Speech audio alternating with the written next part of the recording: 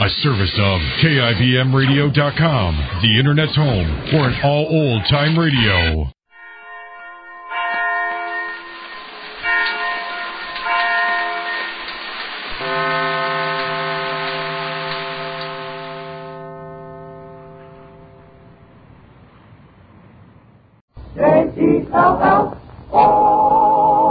The Jello program, starring Jack Benny with Mary Livingston and Phil Harris and his orchestra.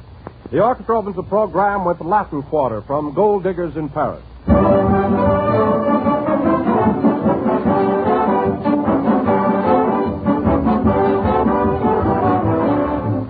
Every woman knows there's something mighty satisfying in being not only a good cook, but a thrifty cook as well. And you'll find Jello is a big help in planning thrifty meals. It costs only a few cents a package, and one package serves the average family generously. And Jello makes a perfect dessert, appetizing, attractive, delicious. For it brings you that extra rich fruit flavor, a flavor that's deep and luscious and satisfying. Strawberry, raspberry, cherry, orange, lemon, and lime. All 6 flavors are crammed with this extra rich goodness that makes Jello a hit with the whole family every time. It's so good to eat you can serve it several times a week. And it's so economical you can afford to serve it just as often as you like. But be sure to get genuine Jello. Don't accept any substitutes for Jello's grand extra rich fruit flavor. Look for the big red letters on the box. They spell Jello.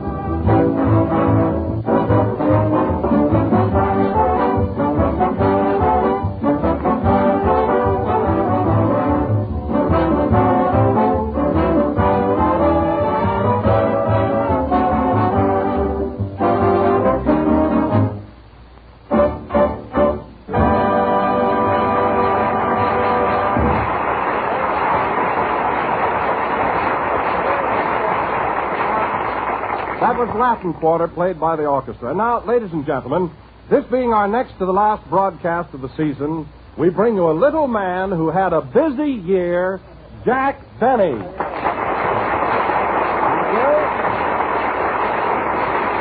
Thank you very much. Hello again, this is Jack Benny talking, and Don, you're right. I'm just about worn out. Naturally, week after week with radio and pictures, it takes a lot out of you. Well, at that, Jack, for a man who works as hard as you do, you're in excellent shape. How do you hold up so well? Where do you get all that energy? Well, I'll tell you, Don, with Popeye, it's spinach. But with me, it just comes natural. Of course, I do have an egg malt now and then, you know. Oh, but no kidding, Jack. It's really amazing how you keep in such good condition. Oh, it is, Don, it is. Well, only this morning, when I was shaving, I looked right square in the mirror and I said to myself, Jack Benny, how do you do it? How do you do it? I'll tell you, it's unbelievable. Yes, it is, Jack, but I must repeat, you look marvelous. Thanks, Don, thanks. Say, Jack. Yes, Phil? You know, that's a pretty bad sign when you start talking to yourself. Well, I wasn't really talking to myself. I was just thinking out loud. Don't you ever think out loud, Phil? Not around here, you'd fire me.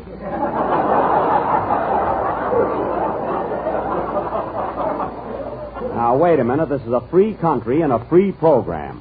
Nobody has to be afraid to speak their minds around here. Oh, they don't? No. Well, in that case, Jack, You look lousy.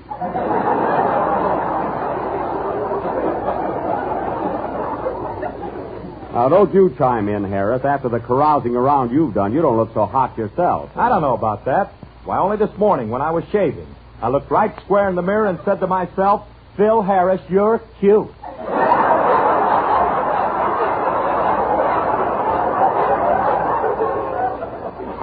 Cute? I'll bet you look cute first thing in the morning, huh? I do after I take the curlers out of my hair. Listen, Phil, any man that would put curlers in his hair before going to bed, well. What do you think of that, Don? Don't look at me. I wear a chin strap.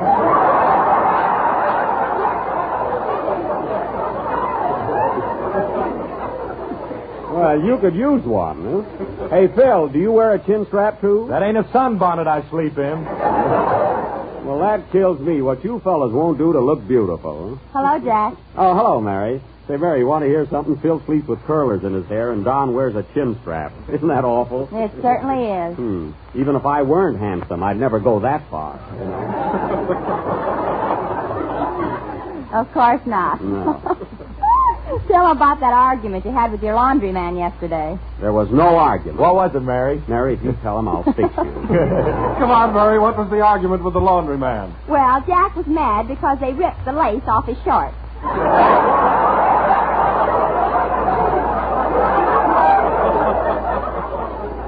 That wasn't lace. They were just frayed at the bottom.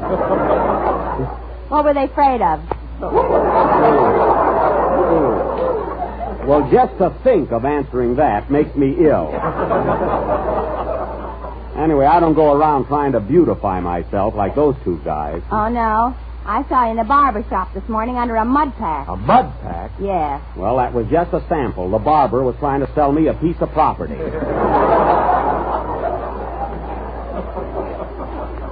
I hope he had better luck than the bootblack. Is that so? Every time he'd go to shine your shoes, you'd sit on your feet. Well, I had on black shoes and white socks, and I wanted them to stay that way. Oh, hello, Kenny. Hello, Jack. Oh, boy, am I all in. I tell you, I'm exhausted. Wow! Kenny, if you're exhausted, you don't come in here like a cyclone. Now come in again. Okay. Hello, Kenny. Hello, Jack. Am I all in? I tell you, I'm exhausted.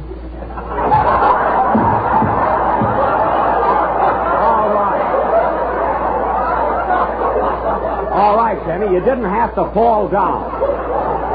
Now get up. Imagine a young kid like you exhausted. What from, singing a song once a week? Well, don't forget I have to take bows when it's over. Oh. I suppose that's a lot of work. Well, from now on, Kenny, when you sing your song, just eliminate the bows. Not me. I'm a ham.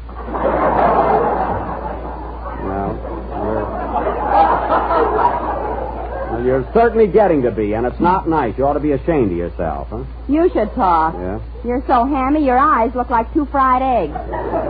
Well, they're large, if that's what you mean. I've always been told I have very big and expressive eyes. In fact, I often use a soup bowl for an eye cup. I really do, huh? No, really, I do, huh? I think you have lovely eyelashes, too. Thanks, Phil, but they're nothing now. You should have seen the long eyelashes I had when I was a kid. How long were they? How long? They used to call me cow catcher. That's how long. Oh, I was the envy of the whole neighborhood. Huh? You know, Jack, it's too bad you haven't got those long eyelashes now. Why? You could pin them back over your head. Yes, I could. Of course, every time I'd wink, I'd tip my hat. That's the only trouble. Isn't it a silly routine? No kidding. Say, Jack, I don't like to horn in, but I don't think I'm so bad looking myself. No, you're not, Kenny. In fact, you're quite attractive. I'll say. Why, only this morning when I was shaving, I looked right square in the mirror and I said to myself, Kenny Baker, there's no getting around it. You're the nut. Well, Kenny, you were right. But you know, fellas, I think we ought to stop. I think we ought to stop all this bragging. Oh, no, not till I've had my inning, Jack. I think I'm handsome, too. You do, Don? Why, yes. Only this morning I looked right square in the mirror and said to myself, Don Wilson, why don't you run down to your nearest grocer and buy a package of Jell-O? It comes in 6 delicious flavors: strawberry, raspberry, cherry, orange, lemon, and lime. And did you do it, Don? I didn't have to. My pantry was full of it. Well, then sing, Kenny, while we're in such a happy mood. Wait a minute. Come in. Mr. Benny? Yes? Don't you think I have beautiful eyes? Why, of course. Who are you? Just an old potato. Goodbye. Oh, I'd like to match him. Sing.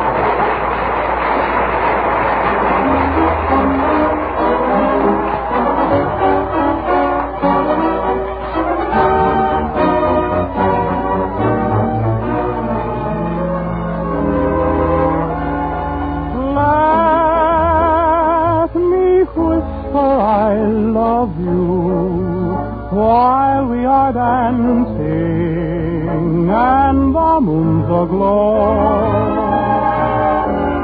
let me whisper I love you while we're romancing. Let me murmur low,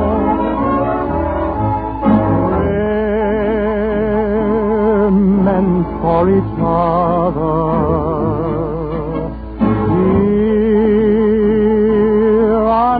The palm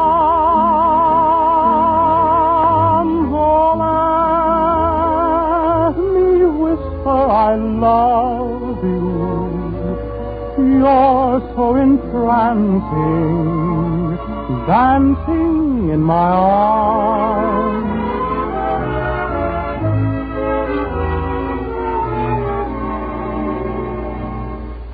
There is a place I'm thinking of, a perfect setting for two in love. In its amorous atmosphere, you will soon hear me say,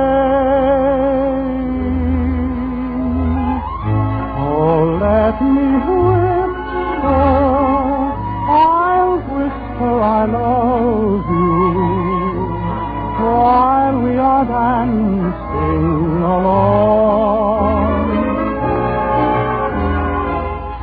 Now let me whisper, I'll whisper I love you, while we're romancing along.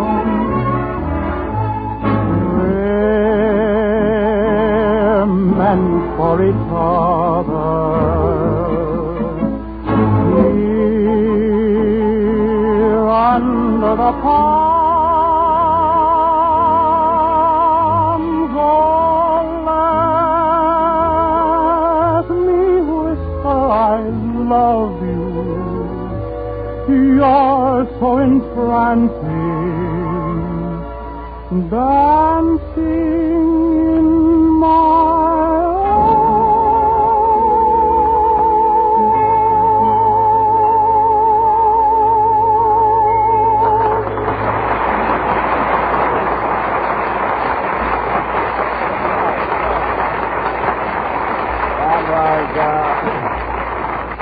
Let Me Whisper, sung by Kenny Baker. And Kenny, stop bowing. No wonder you're exhausted there. Well, I got some new suspenders on and I want to break them in.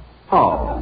Well, anyway, Kenny, your song was very good. And you know, folks, that's the last time this season you'll hear Kenny Baker sing. He's flying to New York tonight right after the broadcast. And Wednesday he sails for England, where he's going to make a very important picture for Alexander Korda. What's it going to be, Kenny? I'm going to play the leading role in The Mikado. Well. Oh, that's swell, Kenny. Congratulations. Why, say, that's marvelous. The Mikado. I know you'll be great in it, Kenny. I hope so. Yeah. Say, Jack, what's a Mikado?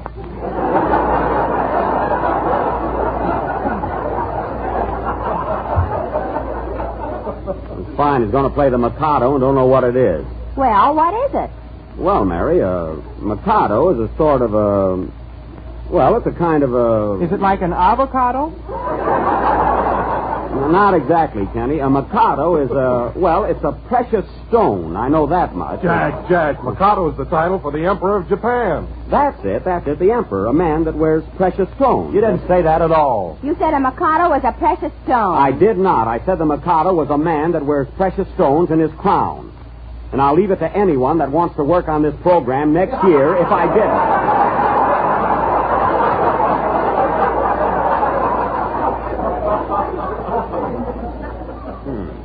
Well, that's settled. If I'd have saved my money, it wouldn't be. Yeah. Oh, you saved your money, Harris. You always talk about spending, but you've got the first $1 you ever earned from me. That's blood money. I always save that. Yeah, listen, Phil, blood money, nothing. Nobody here has any trouble getting their money out of me. I pay off, don't I, Mary? Yeah, like bank night in Glasgow. I was just trying to be funny. Don, have I ever been late with your check? Huh? Oh, you haven't, Jack. I always get it on time. There you are. Of course, I'm bigger than you are. Yeah. Your left leg is bigger than I am.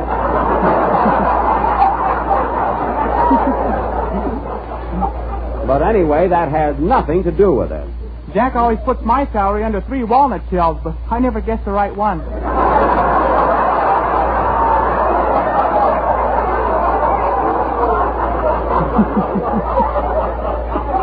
All right, Kenny. I was going to let you win next time, but now I won't, huh? Well, I think there's something fishy about the whole thing. Never mind that. Now, tell us about your trip, Kenny. What What boat are you sailing on? The Normandy. Oh, the Normandy. Say, I made a round trip on that boat last year, and it's very deluxe. They even have neck rests on the portholes there. What stateroom have you got? Room 280 on C deck. 280 on C deck. Why, I had that room. See, now there's a coincidence. You're going to Europe on the same boat, the same deck, and the same room. It's the same ocean, too. Yes, it is. And, Kenny, as long as you've got the same stateroom, I wish you'd do me a favor. I left my washcloth in the bathroom there. Will you pick it up for me? Oh, sure, Jack, but how'll I know it's your washcloth? Got patches on it. That's a lie, matey. It's in good condition. Anyway, I hope you'll have a swell trip, Kenny, and that your picture in England will be a grand success. Thanks, Jack. And now, ladies and gentlemen, we have a special treat for you. This being Father's Day, we have prepared an original... come in, Andy. Come in.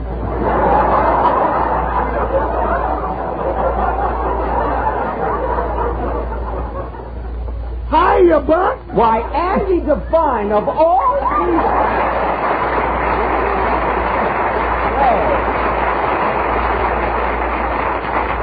This is some surprise. Well, how's the old mayor of Van Nuys? Okay, Buck, I got everything running smooth and under control. Well, that's good. You know, Andy, I was beginning to think you were high-hatting us. You haven't shown up in a couple of weeks. Well, I've been pretty busy at the city hall, and besides that, I just put on a big beauty contest. Oh, a beauty contest. Well, there are a lot of pretty girls out in the valley there. Yep, and you know, Buck, during the contest, Pa got slapped 3 times. Your pa got slapped, eh? Was he one of the judges? No, he was just standing there. Oh.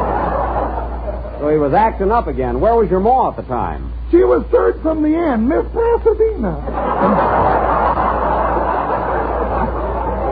Well, there's certainly a lot of excitement being a mayor. Oh, say, by the way, Andy, Kenny won't be here next Sunday. He's leaving for England. Well, doggone, that's a surprise. Say, Kenny, can I take your place for you next week? Sure, Andy. Glad to have you. Hold on there. I got something to say about that. I'm afraid we can't use you, Andy. Your voice isn't that good. Oh, now, wait a minute, Buck. Did you ever hear me hit a high C? Only when you're talking. But I think we can manage next Sunday without a solo from you. And now, folks, getting back to our play, as I started to announce, this being Father's Day, tonight we are going to present an original drama entitled Back Home in Indiana, or Clem Benny's Children. Now, I will play the part of Clem Benny, the father, and Mary Livingston will be my loving, loyal wife. That's me. Yep. We've been married nigh on to 40 years, and she still feels the same about me as the day we were married. You said it. Oi! All right, sit down, Ma, and wait for the play. Anyway, Mary will be my wife, Phil Harris will be my oldest son, and Kenny... I'm going to be the Mikado. Not in this, you're not. You're going to be my youngest son. We also have a married daughter, and as we're short of actresses, Andy Devine will... Now, wait a minute, Buck. Remember the dignity of my office. Oh, we got to have a girl, Andy. I can't have all sons. This house will look like the Elks Club. Oh, shucks, I don't want to be a girl. Now, get into your dress, Your Honor, and shut up. Now, let's see. Announce my part, Jack. No, Don, I'm not going to tell anybody what it is. I want it to be a surprise. Gee, I can hardly wait. Control yourself, Don. Now, this play will go on immediately after the next number. Hit it, Phil. Hold it. Come in. Mr. Benny? Yes? Was I in here a little while ago? Yes, you were. You were an old potato. Well, I'm boiled now. Penny, can't you take him to England with you? Play.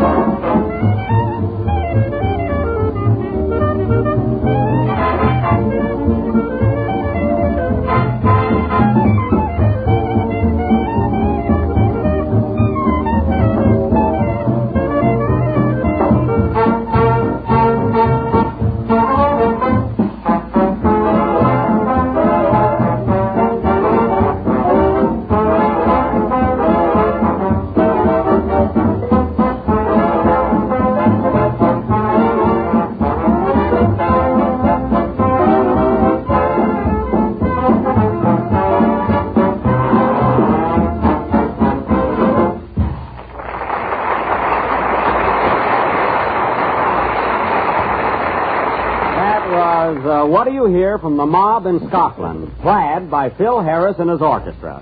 Did you hear that, Phil? Scotland Plaid. I said plaid instead of plaid. I'll forget it if you will. Now, I thought that was clever, didn't you, Mary? Well, Jack, as long as you ask me. Personally, And now for our play. Clem Benny's Children. The locale is the thriving little town of Number 2 Breakfast, Indiana. It is Father's Day. As the scene opens, we find Clem and his wife Mariah seated in the parlor of their broken-down farmhouse. Curtain music.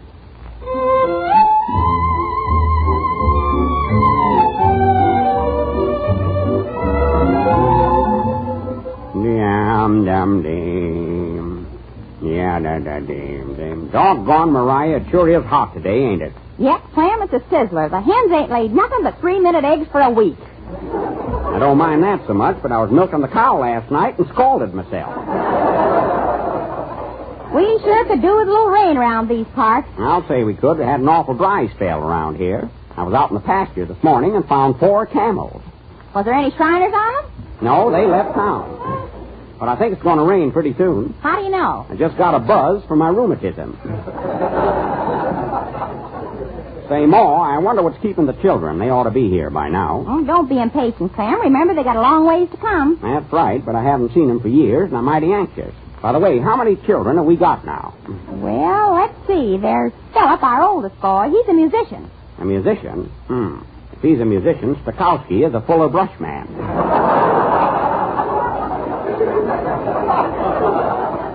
That Philip is about as musical as a bagpipe with asthma. I don't know how that would be. I never had the bagpipe.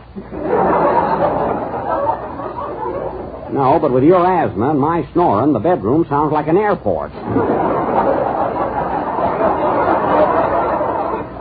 Who else is coming, Ma? Well, there's our youngest son, Kenneth. He's a movie actor out in Hollywood. Oh, in the flickers, eh?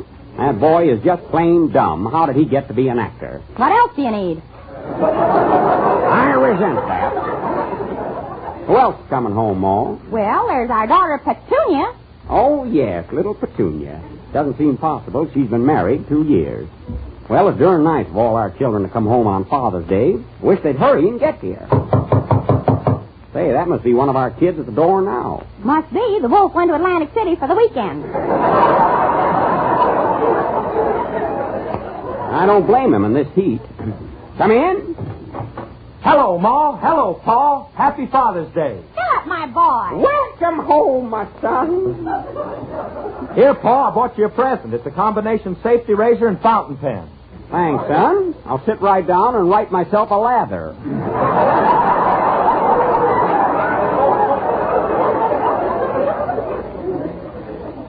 What you doing, Philip? Still playing in an orchestra? No, I got a band of my own now. Curly Harris and his Fugitive from a Music Lesson. Well. And you want to know something, Paul? I'm on the radio, too. Well. Making any money? No, I'm working for a chiseler. Well. Shut up. I wish Kenneth and Petunia would get here. I'm hungry. I could go for a nice thick steak. What do you chew it with? You ain't got no teeth. Don't need any. I got sharp gums. Well, Philip, before I forget it, I want to thank you for that old suit of clothes you sent me last month. Oh, did you like it? No, but there was a bottle of gin in the hip pocket. That wasn't gin. That was rubbing alcohol. I should have guessed that. I had the DTs and the snakes were massaging each other. Well, let's go in and eat. I can't wait any longer. Wait a minute, Pa. That's either Kenneth or Petunia. Could be the landlord coming for the rent. I better hurry up a little. I might have to vamp him. Well, this suspense is terrible. Come in. Why, Kenneth. Come in, my boy. Come in. Hello, Mater. Hello, Governor. Happy Pater's Day.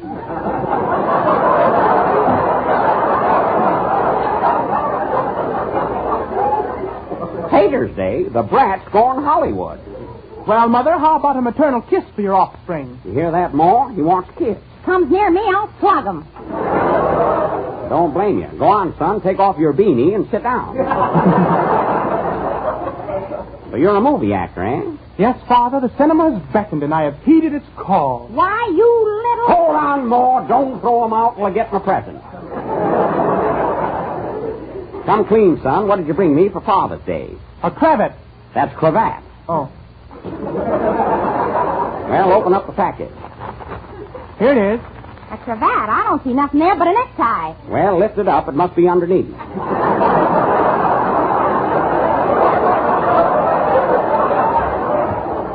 Why, Pa, a cravat and a necktie are the same thing. Go on. You don't even know what a Mikado is. You didn't do so well with it either. Quiet, Ma. Oh, by the way, Kenneth, this is your brother, Phil. How do you do? Glad to know you.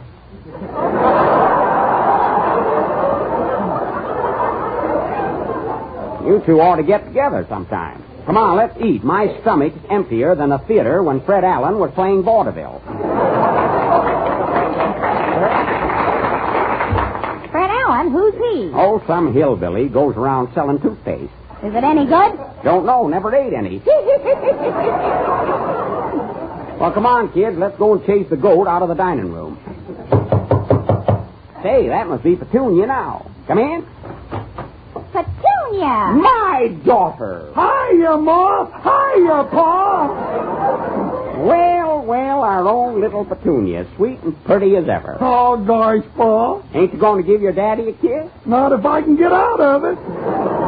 Oh. But I want to kiss Ma, though. Skip it, Petunia. I'll take a rain check. Well, daughter, did you bring me something for Father's Day? Sure did, Pa. Here it is right in this basket. Where? Right here. Go ahead and lift up the blanket. Okay.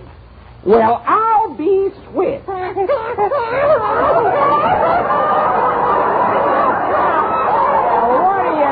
about that? A grandson. Coochie.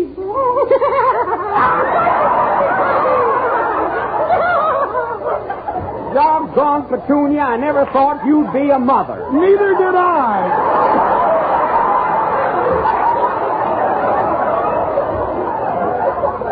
He sure is a cute little rascal. What's his name? Donald. Oh, hello, Donald. Goo. Hey, Mariah, look at our little grandson. Isn't he a cute baby? Some baby's got an inner tube for a teething ring. He sure has. Well, now that we're all here, let's go in and eat. Come on along, Petunia. I'm starved. Oh, wait a minute, Pa. I want to go upstairs and shave. Oh, you can shave later. Let's go in the dining room. Hey, wait a minute. What about me? Did you hear that, Petunia? The baby said something. Why, those are the first words he's ever spoken. I'm sure glad he can talk. So am I. I'm sitting on a safety pin. Oh, the poor thing. Come here to Grandpa. Shut up, Don. You're making a fool of yourself. Play, Phil.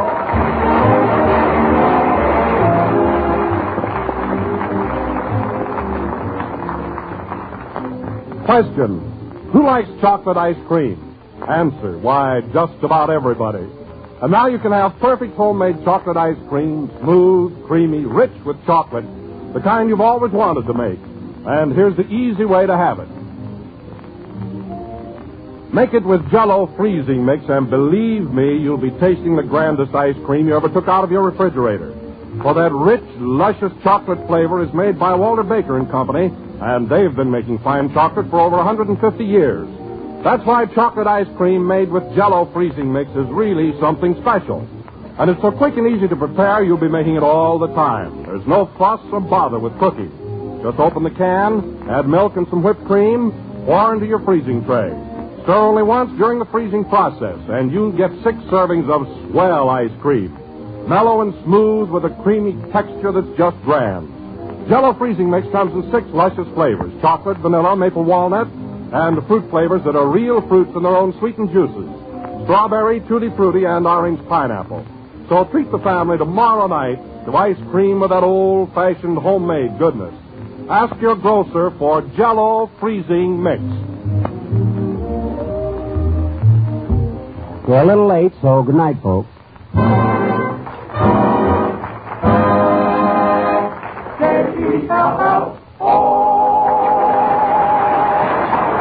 This is the National Broadcasting Company.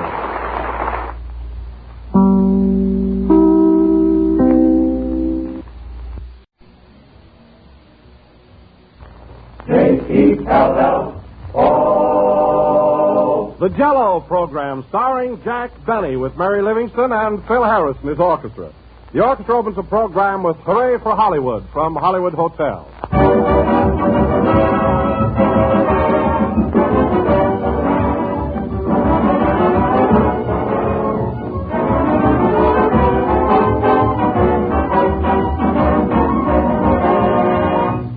Summertime is salad time, and Jell-O makes the most delicious and attractive salad you ever served to your family. There are dozens to choose from. Press the tomato salad made with cucumber and celery and tomato molded in shimmering lemon Jell-O. Or try crisp raw carrots in the tempting mold of bright orange Jell-O. Then there's that summer favorite, melon and lime Jell-O salad. Or you'll think of any number of grand and easy Jell-O salad combinations with fresh vegetables and fruits. Just be sure to make your salads with genuine Jell-O, for Jell-O's extra rich fruit flavor blends perfectly with the delicate, fresh taste of fruits and vegetables. You'll find a grand variety of recipe suggestions on the different Jell-O packages. You can see them at your grocer's tomorrow. Remember, there's only one Jell-O, so look for the big red letters on the box. They spell Jell-O.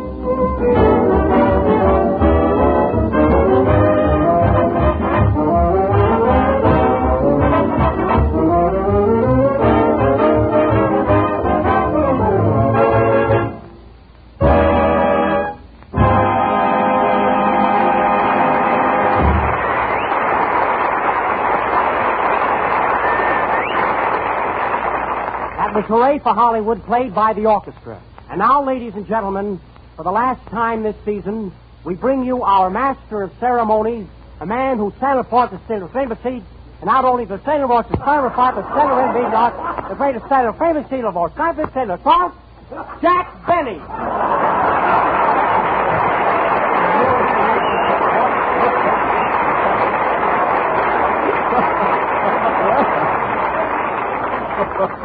Well, hello again. This is Jack Rousekrantz talking.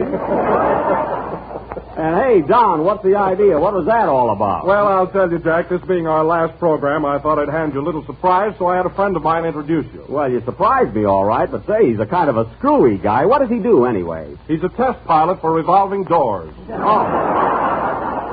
Oh, well, that explains it. But at that, Don, I kind of wish you would introduce me tonight. You know, this is the last time this gang of ours will be chatting together for 13 long weeks. Oh, that's right, Jack. Makes me feel kind of sad. Me too, Phil. But then we shouldn't be so gloomy about it. After all, we'll all be together next season. Not at these prices.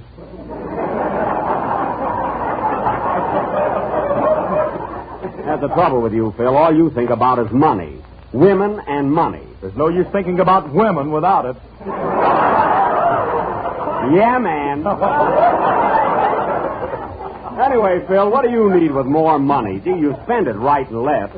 Look at that suit you've got on. I bet it cost you at least $85. Yep, I walked up 2 flights and got hooked. Well, just the same, you'll be back with me next season and without a raise. Oh, by the way, Jack, where are you going on your vacation? Have you made any plans? Well, Don, I didn't know what to do this summer, so after thinking it over, I finally decided to go to Spain. Spain? Why, Jack, you don't want to go to Spain. There's a war going on. There is. Darn that travel agent. Oh. But, Jack, you should have known about it. It's been in the papers every day. On the theatrical page? No. Well, it's a wonder Luella Parsons wouldn't say something about it in her column. Say, Jack, when you pick up a paper, don't you read anything but the theatrical page? Well, yes, I should think that a fellow like you would try and keep up with current events and know what's going on in the world. Well, I do. I can tell you every move Dick Tracy has made in the last 5 years. Don't tell me about current events. Never mind the funny papers. What about the front page? Well? You know anything about the adjournment of Congress? Do you know anything about the China-Japanese war? Well, Do you know anything about the situation in Russia? Well, Do you know anything about the crisis in the Mediterranean? Wait till you get to the Lewis Schmeling fight. Well, I make a monkey out of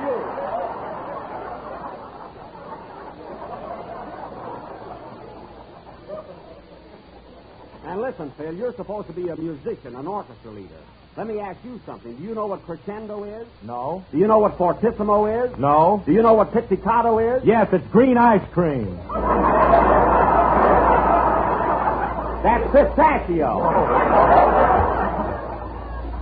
Phil, you certainly are a musical genius.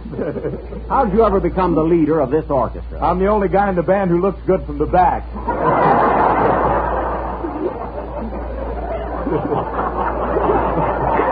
Well, that's a fine reason. Oh, shut up. Don't tell me to shut up, or you'll be reading the Help Wanted Orchestra ad. Now, boys, this is our last program, so act like gentlemen. Oh, yes, we shouldn't be fighting like this on our farewell broadcast. I'm sorry, Phil. Well, it's all my fault, Jack. I shouldn't aggravate you. Oh, well. After all, if you're illiterate, that's your business. That's right, Phil, and if you think Beethoven plays third base for the Giants, that's your business. Hello, everybody. How's business? Oh, hello, Mary. Say, you want to hear something? Phil, who knows nothing about music, wants a raise next season. He does? Well, maybe he needs it. Needs it? And all he does is throw his money away. Look at that suit he's wearing. He paid $85 for it. Well, what about it? Well, my suit looks just as nice as yours, and I only paid $32.50. And he got 2 pair of pants with it. That's right. And a trip to Catalina. That's a lie. You're lying, Mary. I got that trip to Catalina with my sailor suit. Anyway, as Don was saying, let's not quarrel tonight, huh? Yes. You know, Mary, this is the last time we'll all be getting together until October. I don't know how you feel about it, but I'm all choked up. I feel all right. No, well, nothing bothers you. But I don't know. I'm sentimental about things like this. Gee, you know, fellas, I just hate parting with people. Oh, you do? Yeah, Jack stayed in the 8th grade 3 years because he hated to say goodbye to the teacher. Now, wait a minute, Mary. I was not in the 8th grade 3 years. Then you were in the 3rd grade 8 years. Well, we were snowbound.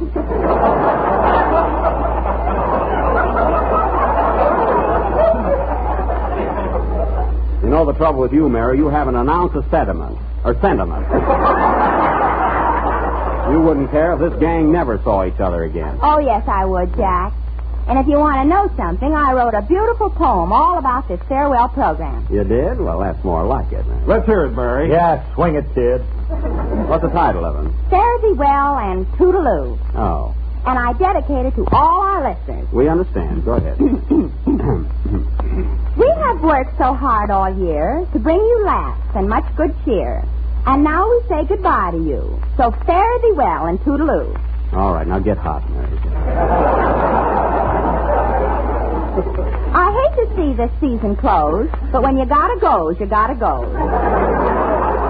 It's a fine poem. But we'll be back to bring you joy.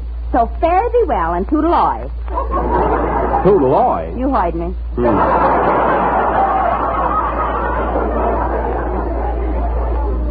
Phil Harris will be back with us, and so will Kenny, Don, and Gus. Who's Gus? The janitor. Oh. But leaving you makes us feel awful. So fare thee well and toodle waffle. I like to pour some syrup on you, Mary, really. Quiet, there's one more verse. Oh. So once again I say adieu. You said it 10 times. I'll say it again, and nuts to you.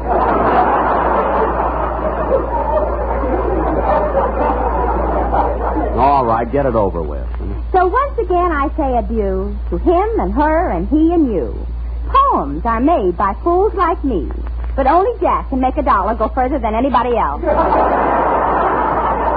What? So fare thee well and zazoo zaz.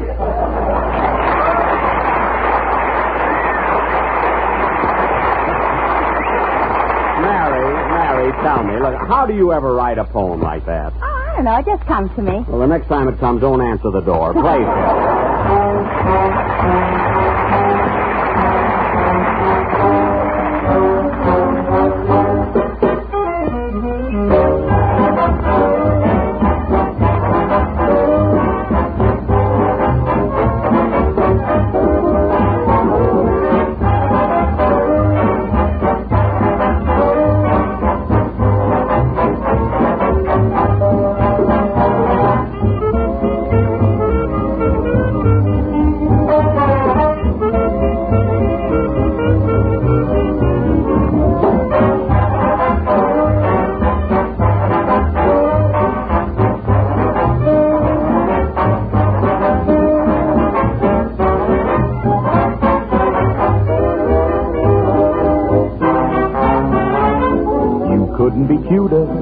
Just that you couldn't be smarter, plus that intelligent face you have, the disgraceful charm for me. You couldn't be keener, you look so fresh from the cleaner.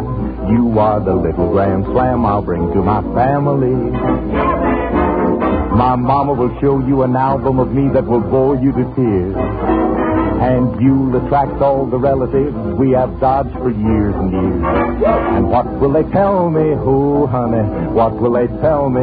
They'll say you couldn't be nicer, couldn't be sweeter, couldn't be better, couldn't be smoother, couldn't be cuter, baby, than you are.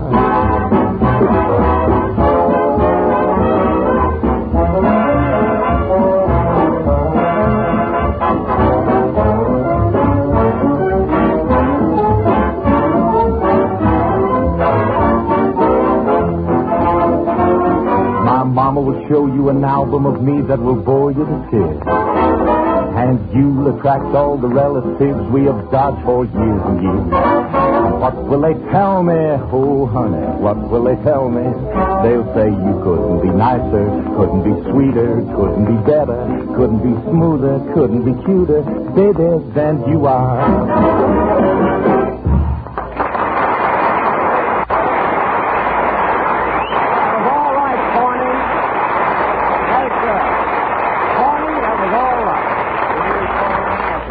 That was Couldn't Be Cuter with a vocal refrain by Phil Harris. Say, Phil, you kind of surprised us there. Well, this is the last program, and Kenny isn't here, so I thought I'd show off a little. Kind of put it over, didn't I? Yes, I like the way you sing, Phil. You sound like you have southern fried tonsil. So you were pinch hitting for Kenny, huh? Yeah. Of course, I don't mean I sing as good as Kenny. Oh, don't you, Phil?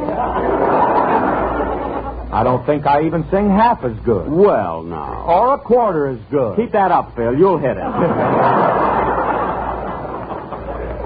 But you know, fellas, no, all kidding aside, it seems kind of strange Kenny not being here today. Yes, I can just picture him on the Normandy having the time of his life. 4 whole days on that boat. He must be almost to England. And the captain must be almost crazy.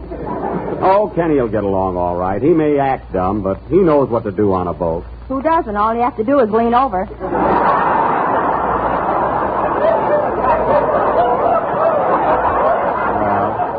I'll bet he's a pretty good sailor at that. See, I wish I could take a nice long trip this summer. I know there's so many places I'd like to go to. Well, what's stopping you? Oh, I don't know, Don. It's so expensive. But I would like to travel around, though. Why don't you get kidnapped by some gypsies? Oh, I don't play the violin that good. What are you going to do this summer, Mary? Oh, I don't know. I'd like to go out in the country where there's nothing but cows and chickens and traveling salesmen. Well, yes. The country is nice. What about you, Don? Have you made any plans? Yes, Jack. For a long time now, I've been wanting to write a book about Jell-O. And this summer, I'm going to stay home and do it. A book about Jell-O, eh? What are you going to call it? How to Win Friends and Influence Sliced Bananas.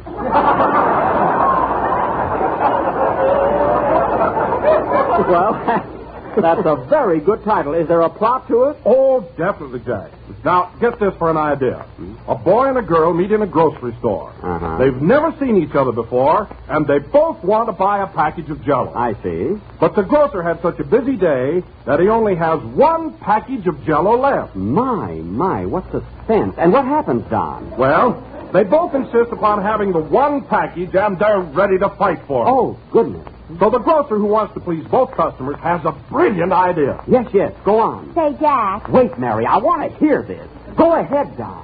So, he suggests cutting the box in 2, thus giving each one of them half. Oh, what a situation. Tell me, Don, do they accept? No. Gazoo. Now, wait a minute, Jack. Get this for a climax. I think that you... Mary, Don is the author. Let him tell us. Continue, Don. Well, there they are in the grocery store, and they don't know what to do. So the young man says to the girl, "Marry me, and we can share this package of tempting, delicious Jell-O." Hooray! So they get married, and 10 years later, they have 6 delicious children. 6 delicious children? And you'll never guess their names. Listen, Don, if I can't guess their names, I ought to be thrown off this program for life.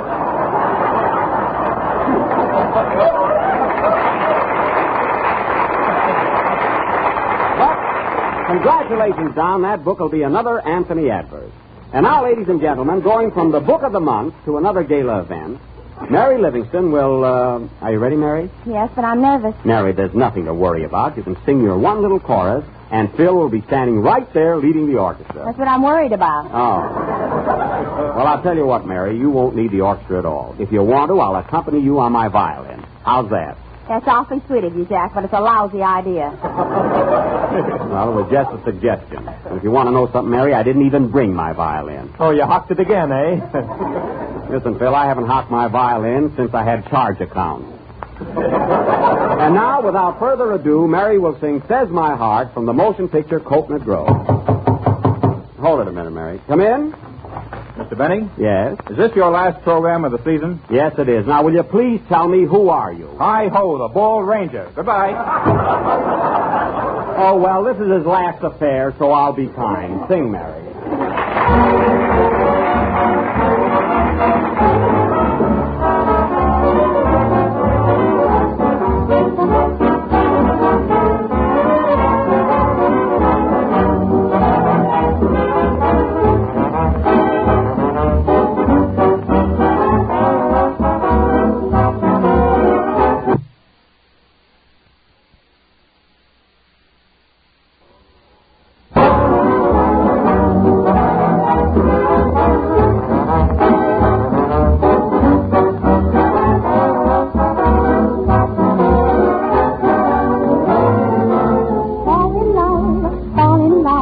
Says my heart.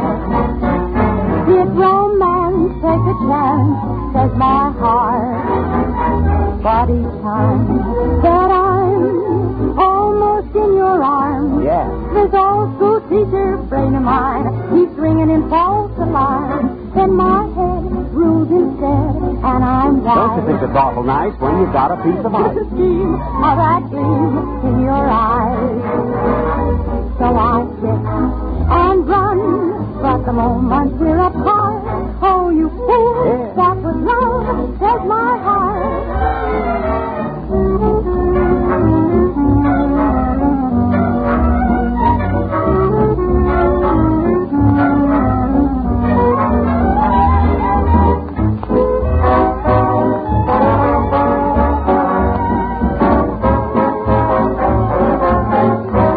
Then my head rules instead, and I'm wise to the scheme of that gleam in your eyes.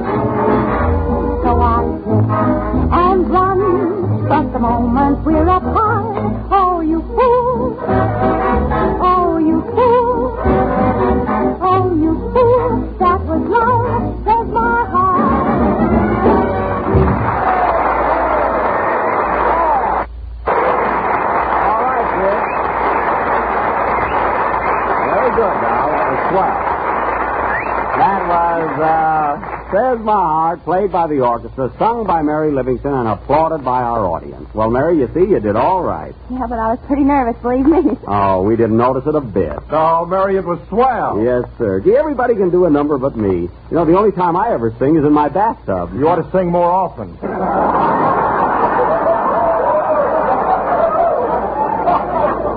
All right, Phil, that's your last joke this year. Say, Andy was supposed to show up tonight. Where is he, anyway? Here I am, Buck. I've been standing over there in the corner for half an hour. Oh, I didn't see you over there. Well, Andy, how do you like the program so far? Oh, I think I can still save it.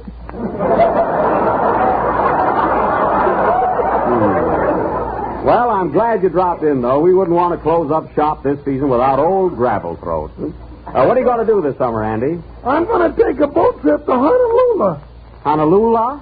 Oh. Well, you'll have a swell time. Believe me, Andy, Waikiki is a very romantic spot. So they tell me, Buck. So they tell me. Yeah. You'll find a lot of beautiful girls. I suppose you'll be chasing them up and down the beach. I ain't going there to pick pineapples.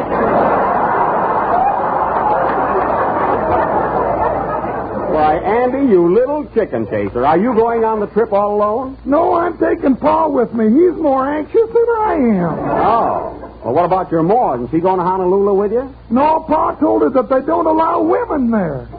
Now, that's silly. You must have had travel folders around. Did your ma see all the girls in bathing suits? Yeah, but Pa drew beards on them.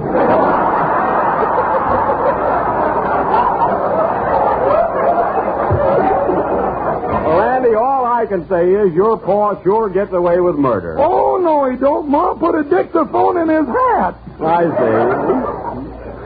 Well, Buck, I just dropped in to say goodbye, and I hope you have a nice vacation. Well, guess I'll run along now. Now, wait a minute, Andy. I just happened to think of something. This is the last time we'll be together for a while, so how about all of us going over to my house and have a little informal supper and a farewell party? Okay. That's a great idea. When are we going to get started? Gee, I'm glad I thought of that. But, Jack, this will be an imposition on your health, won't it? No, I'll call up Rochester right away and have Swing High, my cook, prepare something.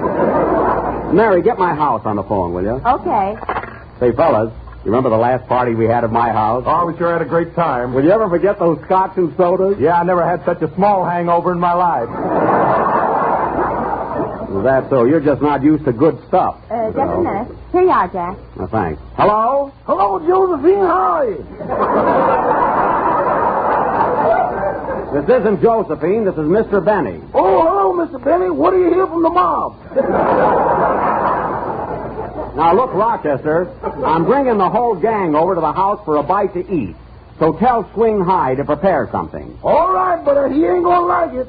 I don't care whether he likes it or not. Now, tell him to fix up a big platter of hors d'oeuvres first. Oh, what? Hors d'oeuvres. You know, those little things you put on crackers. Oh, peanut butter.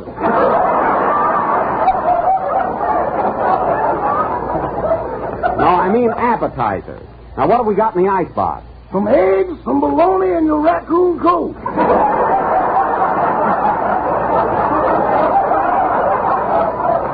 My raccoon coat, Rochester, when I told you to put it in cold storage, I didn't mean in the icebox. Now, you take that raccoon coat right out of there. I tried to, and it bit me. Never mind that. Now, tell Swing High to get busy on the food, and you prepare a nice bowl of punch. Huh? We ain't got nothing to put in it. Wait a minute. What became of that quart of gin I bought last week? What's that? You heard me. That quart of gin, where is it? I think we got a bad connection.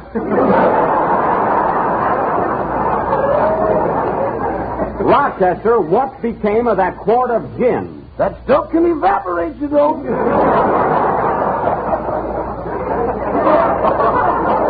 Rochester, for the last time, what became of that bottle of gin? Well, if you must know, I thought it was water and drank it.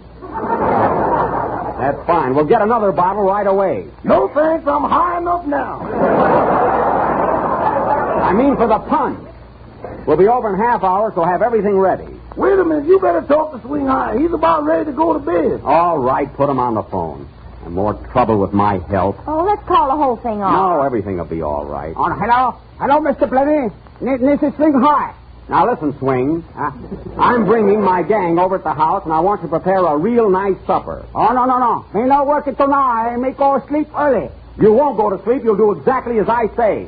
There's you. Pledge me. Pledge. Now go in the kitchen and get to work. I know that, but my friends, they're coming over. I am not. Now, that's just about enough. Now, listen, Swing High, you're fired. Okay, see you tomorrow. Hey, wait a minute. Put Rochester on the phone. Darn that cook. It's a gratitude after I taught him how to make chop suey. If I'd have known that... You want me, boss? Yes, Rochester. Now, it's up to you to fix a little supper for us. So do the best you can. Or the best you can. All right, I'll whip up some. How many is there going to be? Well, there's 5 of us in the orchestra. There'll be about 25 altogether. Is that clear? Rochester. Rochester. Hey, Rochester. I hung up.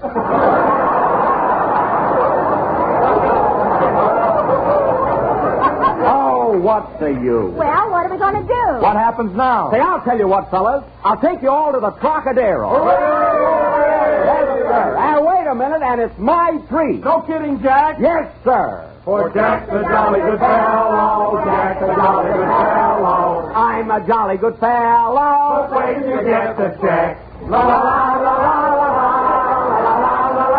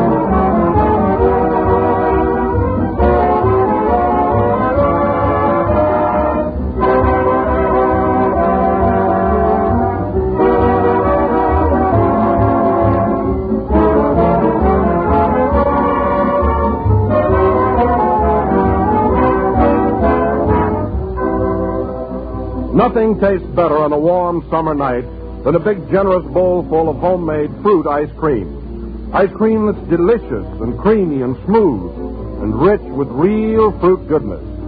And you can make it just as easy as that, right in your own kitchen. Just try delicious Tutti Frutti ice cream made with Jell-O freezing mix. The kind you'd expect to get only in expensive restaurants. A party treat. Delicious with chopped candied cherries and other real fruits and sweetened cherry juice. Jell-O freezing mix makes swell ice cream, and it's so easy.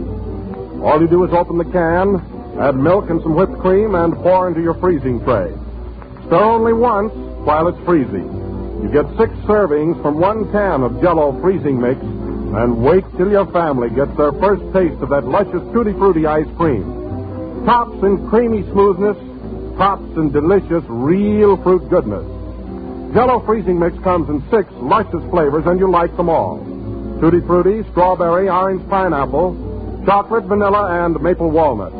It's a grand idea for all summer long, so ask your grocer tomorrow for Jell-O freezing mix.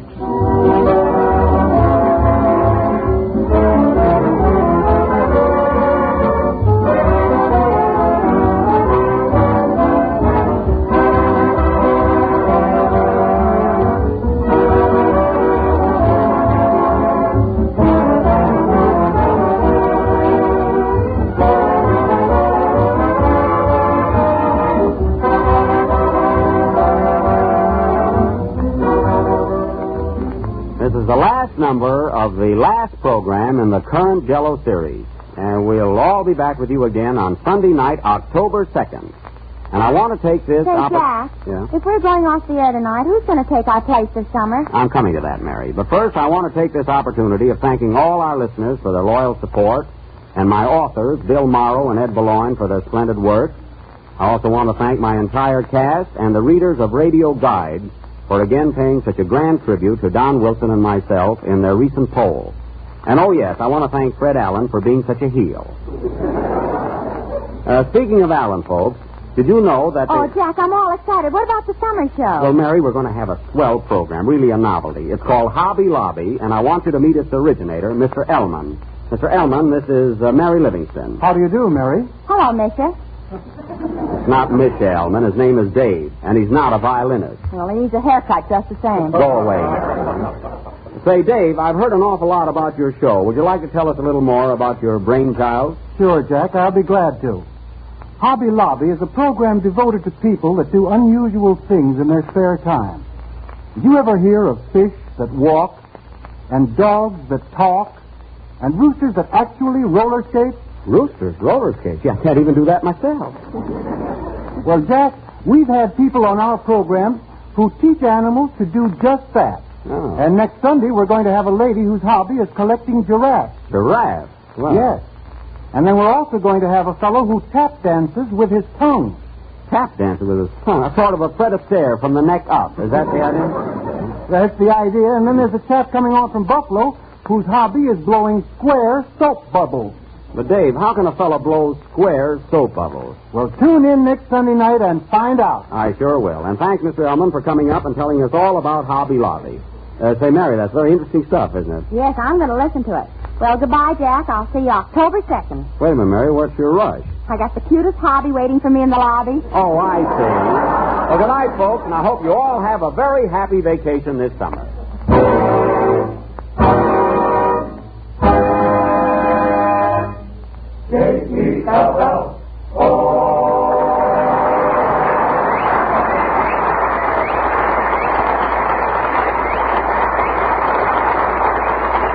Be with us again next week to hear the new Jell-O summer show featuring Dave Ellman's Hobby Lobby.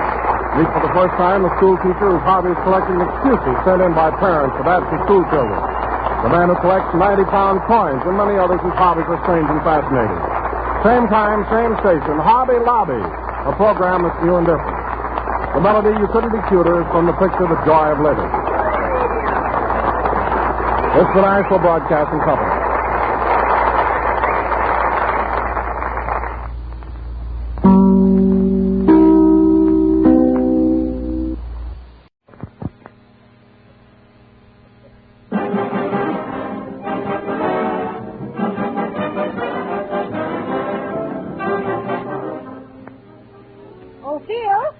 Harris. What do you want, Mom? If you don't hurry and get away from that mirror, you'll be late for your first Jello broadcast. I'll be late for the second one, too. You're making me nervous.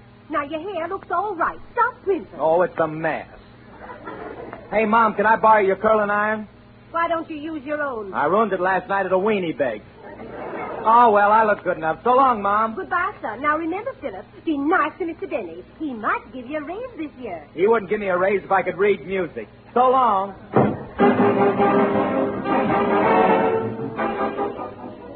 Oh, Ma, what time is it? It's time for you to go to the broadcast. Now, hurry, Kenny, or you'll be late. Oh, gee, I'm nervous. Darn this coat, I keep getting both arms in one sleeve. That's the laundry bag. Take it off.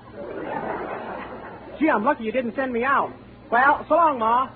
Now, Kenny, sing good tonight. And remember, be very nice to Mr. Benny. Oh, can't I give him a hot foot? Not until next week. Okay. Goodbye, Ma. Goodbye, dope.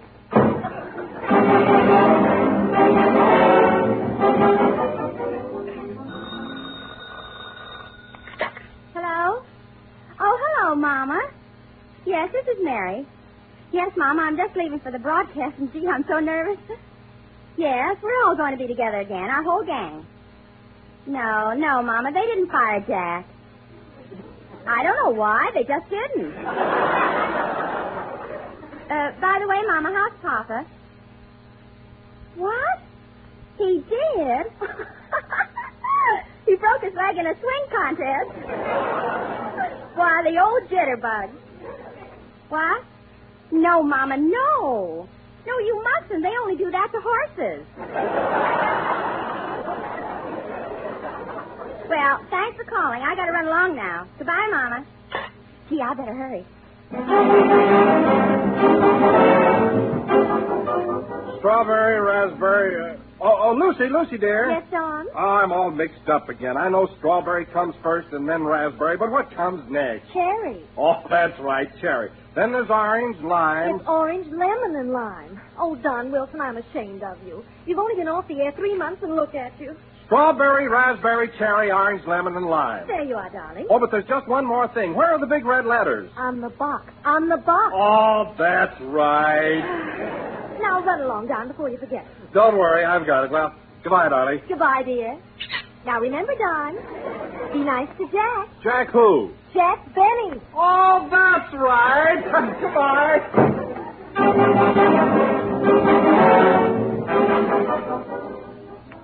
You better hurry up, Mr. Benny. If you don't leave right away, you're going to miss the program. Rochester, how can I leave right away when you're still pressing my pants? I can't go to the broadcast in my underwear. That's right. You have got both legs. I have not. It's the way the light hits me. Hey, Rochester, look at that smoke. Are my pants burning? It ain't wrong.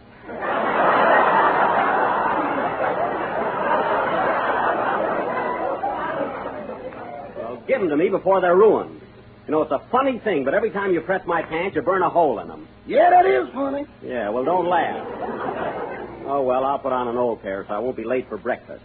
You know, Rochester, I don't know why I pay you. I don't even know when. I told you I'd pay you as soon as I went back to work. Right now, I'm short of cash. What's that green stuff in your mattress, grass?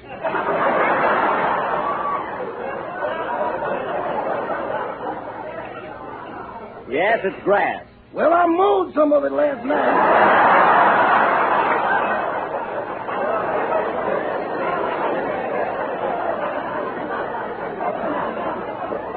Now, Rochester, you stay away from my mattress. I'm saving that for a rainy day. Well, so long. I'm off the studio. Good luck. Say, boss, can I borrow your top hat tonight? I'm going to the grand opening of a chicken shack. No, you can't have it.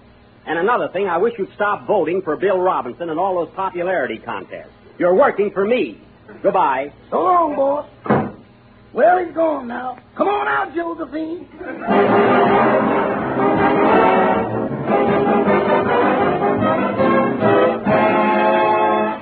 K-E-L-L-O.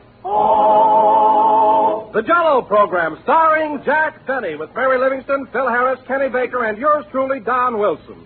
The orchestra opens the program with Confidentially.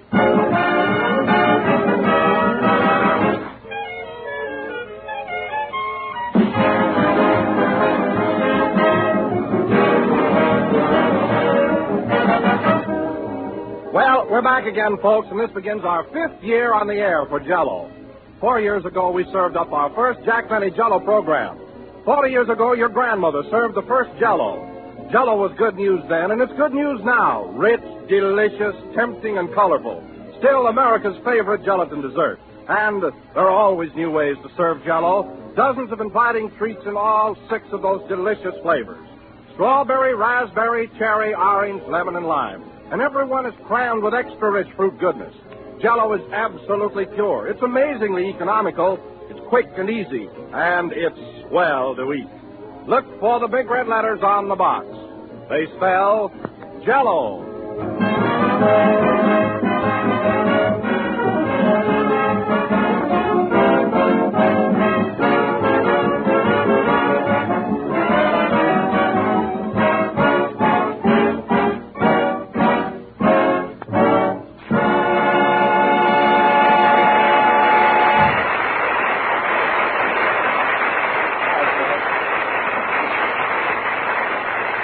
And now, ladies and gentlemen, after 13 weeks' vacation, we set sail on the Sea of Joy.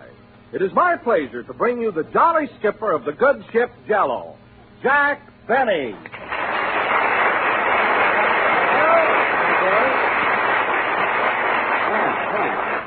Hello again. This is Jack Benny talking, and thanks, Don. Thanks for that corny introduction. Jolly skipper of the good ship Jell-O. Oh, brother. That came off a cob with a gray tassel. Well, gee, Jack, I thought that introduction was cute. Don, this is our opening program. We've got to hit much higher than cute. Believe me. Well, anyway, here we are together again, ready to hit that old trail for another 39 weeks. I know we're going to have a lot of fun. Huh? Yes, sir. Do you feel nervous tonight, Jack? No, why should I be? We have the same studio, same gang, same sponsor, and the same old microphone. Hello, Mike. What's new? Well, that's the only change that I know of. Huh? But no kidding, Don, it's good to see you again. Let me look at you. Say, you've lost some weight, haven't you? Oh, not so you can notice it. I didn't notice it, Don. I'm just making conversation, you know. You know, people always say that. Huh? Well, now that you mentioned it, Jack, I did go on a diet, and I'm 2 pounds lighter. 2 pounds lighter, huh? Well, that's like taking a bucket of sand away from the Sahara Desert. But don't worry, Don. Stay the way you are. You're all right. Well, Jack, you look as though your vacation did you a lot of good. You look rested. Yes, I had a nice rest. Of course, I had to cut my vacation short on account of the American Legion convention here. You know, I'm a Legionnaire. I belong to the Lake Forest, Illinois Post. Lake Forest? Yeah. Well, I thought your home was in Waukegan. How do you happen to belong to the Lake Forest Post? Well, Don, you see, Lake Forest is 8 miles south of Waukegan, and that's where the recruiting officers caught me.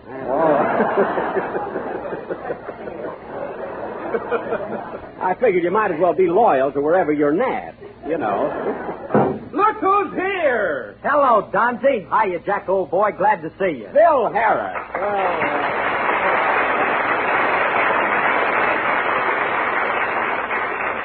Gee, Phil, it's nice to see you again, huh? Thanks. Glad to see you, too, baby. Baby? Phil, this is a cigar in my mouth, not a teasing ring. Well, Phil, here you are back on the job with your boys again. Is your orchestra all rehearsed? Yeah, they know when to laugh. I don't mean that. But gee whiz, Phil, you're certainly in great shape. You're tan and rugged. What have you been doing with yourself? Well, I'll tell you, Jack. I've been exercising and going to bed early, and to top it off, I haven't had a drink in 4 months. Oh, you're kidding. No, if you don't believe it, look at me shake. Same old Phil, huh? Well, where did you go this summer, Bill? Oh, I worked most of the time, and I took my orchestra on tour across the country. And by the way, Jack, we even played your hometown, Waukegan. You did? Gee, I bet you got a great reception there. What hotel did you stop at? The one with a bath in it. Oh, the new one. Oh, the Chateau Waukegan.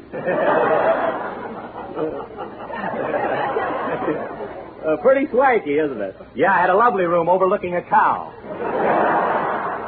Now, listen, Phil, there are no cows on the main street in Waukegan. It's a pretty modern, peppy little town. It's peppy, all right. We held a swing contest one night, and a cigar store Indian won it. That's a lie.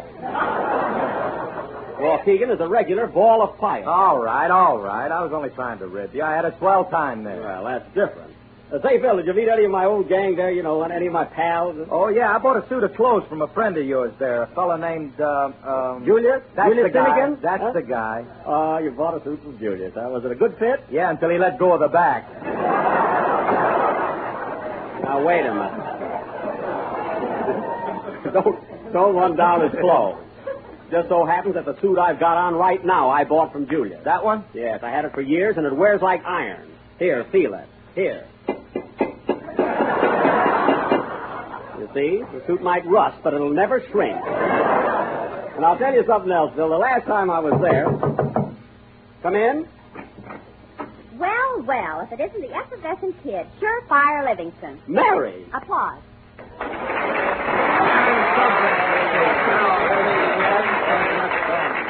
Hello, Mary. Gee, you look great, huh? Gee, it's great to see everybody again. Come here, Don. Here's a great big kiss for you. Well. Hot diggity. Wow. Hey, control yourself, Don. Yeah, he only got the blue place. Oh. And Phil, here's one for you. Plant it, honey.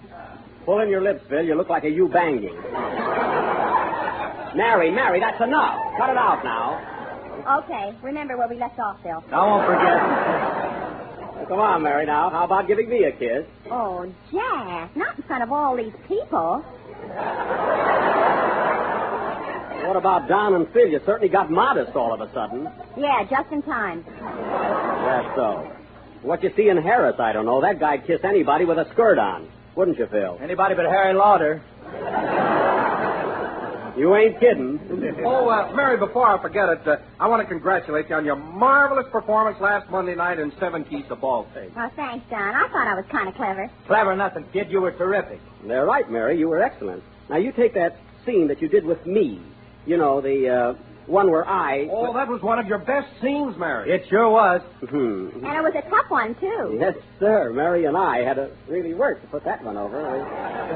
Mary, you were so convincing. I believed every word of it. Well, thanks, Phil. I did my best. Yep, we really went to town on that. Huh? But you know, fellas, my favorite scene was when the maniac came in and threatened to kill me. And I had to think mighty fast. You were great in that, Mary. Thanks, Don. You weren't even in it. Thanks, Don. No, fellas, if I wasn't so modest, I could talk about my performance, too. If somebody will ask me, for heaven's sake. If you want my opinion, the best thing in the whole play was my telephone conversation with Cecil B. DeMille. You know that long scene? Yeah, boy, was it long. All right, fellas, I know you're kidding. You're not going to get my goat, not on the first program anyway. Well, Phil, how about playing a number? I'd like to hear the boys again. Okay, we're all set. Say, Jack, where's Kenny? Oh, he'll be along pretty soon. I'm kind of anxious to see him. He'll probably have a lot to tell us about his trip to England. I bet he comes back from London with a monocle, a top hat, and a cane. And a fog all around him. Oh, I don't know. Kenny might have been a little slow last year, but now that he's been abroad, he might surprise us all. You know? Come in. Mr. Benning? Yes? On behalf of the 48 states, Canada, and the Hawaiian Islands, I want to welcome you back to Radioland. Well, thanks. Now, for the third consecutive year, who are you? Just a flatfoot stoogie with a Floyd. Goodbye. You know, I could use his head in my trophy room. Play,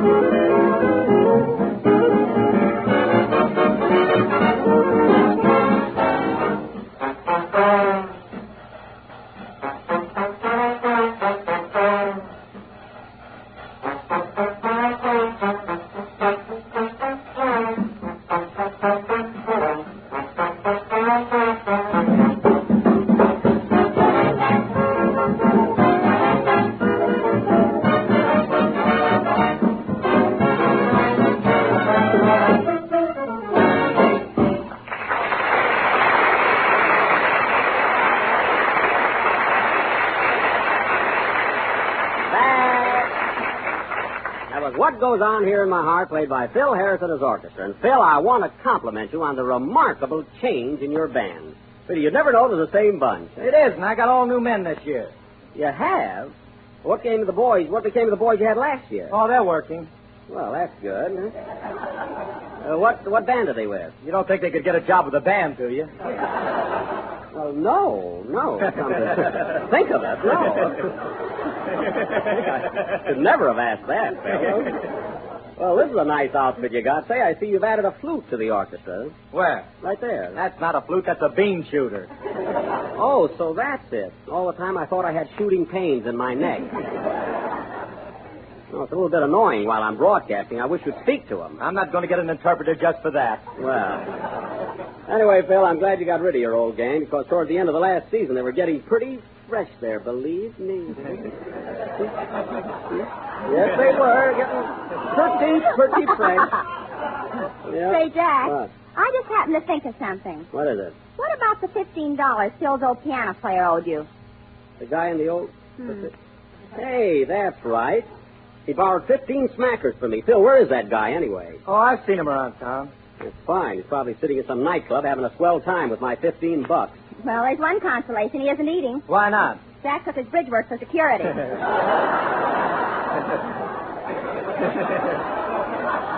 Well, what if I have got his bridge work? He suggested it. Yeah, next time he'll keep his mouth shut. Yeah. He tried to while Jack was taking it out. That's a lie. I cut this finger opening a can of peaches.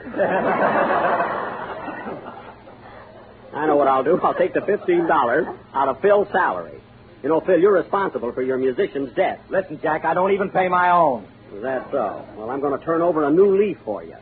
And another thing, before you fire any of your guys, come in. Announcing the jello tenor, Mr. Kenneth Baker. Kenny. Kenny. Cheerio, everybody.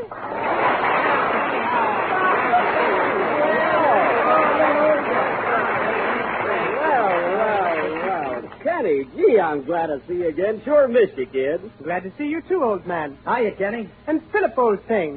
Hello, Kenny. And Don Wilson, stout fellow. Well, that fits. And where's our little leading lady? Ah, there you are. Yeah. Hello, Marie. You look rippy. Tip, tip. Apo. I pass. See, Kenny, no one would ever know you'd been to England. Shall I wait downstairs, Mr. Baker? Now, stick around, Higgins. Here, give me your hat. I'll hang it up. Very good, sir. Say, who is that, Kenny? Oh, I brought him over from England. That's Higgins, my valet. Kenny, if he's your valet, what are you hanging his hat up for? Oh, he'd do as much for me. Well, that's thoughtful. Can you imagine that, fellas? What does Kenny need with a valet? He's getting too old for his mother to dress him.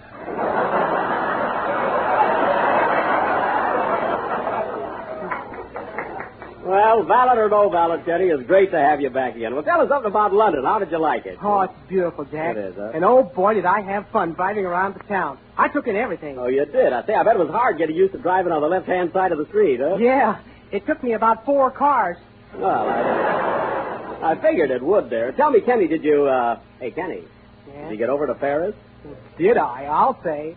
And, Jack, if I got something to show you. Come here a minute, will you? What have you got, Kenny? Yeah, what is it? Now, nobody can see him but Jack. Come here, Jack. Look. Postcard.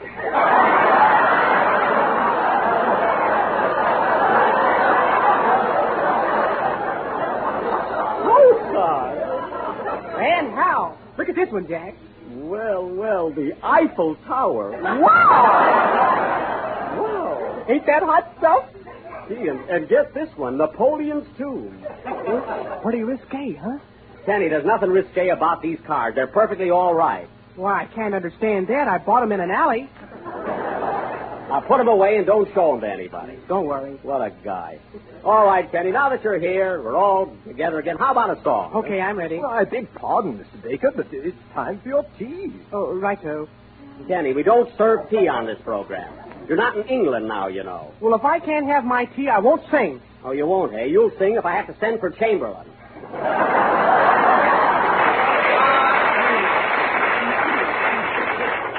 Imagine that, Mary. 8 weeks in London and he won't sing without his tea. It's lucky he didn't go to Alaska. He'd have to throw him a fish. You said it. Oh, go ahead and sing. Higgins, I'll take that key.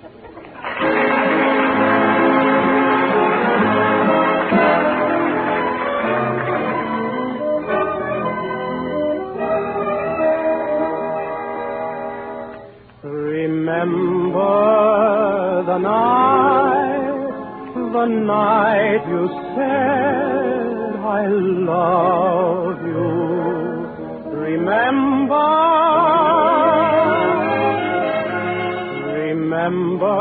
you vowed by all the stars to love me. Into my dreams you wandered, it seems, and then there came a day you loved me too. My dreams had come true, and all the world was made. But soon the Maytime turned to December. You had forgotten. Do you remember? Remember the night you said I love you.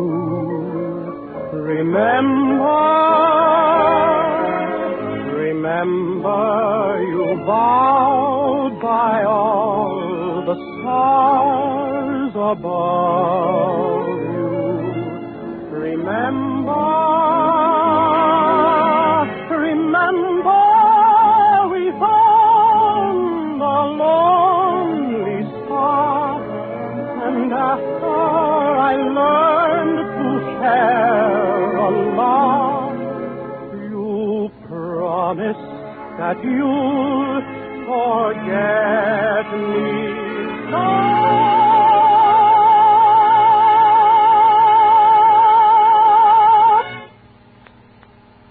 But you forgot to remember.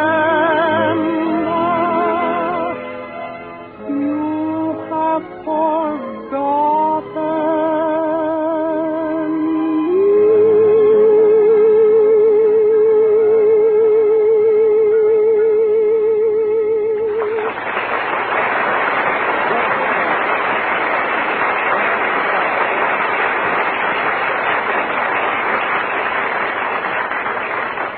That was Irving Berlin's Remember, sung by Kenny Baker, England's gift to the United States. Congratulations, Kenny. Thank you. You're welcome.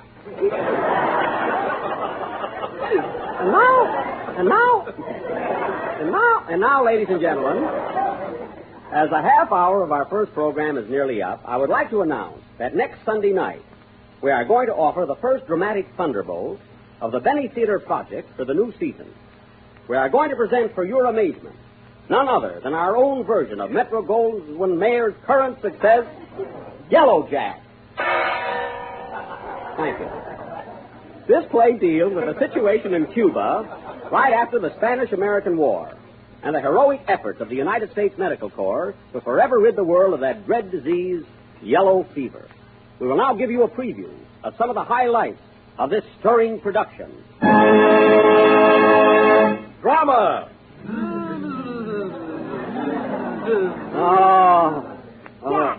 Jack, are you all right? Oh, nurse, these mosquitoes. These infernal mosquitoes are killing me. Did you put up the net? Yes, and they started to play badminton. Oh. Suspense! Darn that mosquito. Ha, you missed me. I'll get you next Sunday or my name ain't... Comedy! Who was that mosquito I seen you with last night? That was no mosquito. She just looked like one. Oh. Romance! Whoa. Virginia, listen to me. Yes, Sergeant? This is a dangerous experiment, and the odds are against me. If I come out of this alive, will you marry me? What are the odds? The odds are... 100 to 1 that you like Jell-O with its 6 delicious flavors. Strawberry, raspberry, cherry, orange, lemon, and lime. You have just heard only a few of the highlights from next week's sensational offer. So be sure to tune in next Sunday night. YellowJack. Thank you. Play, sir.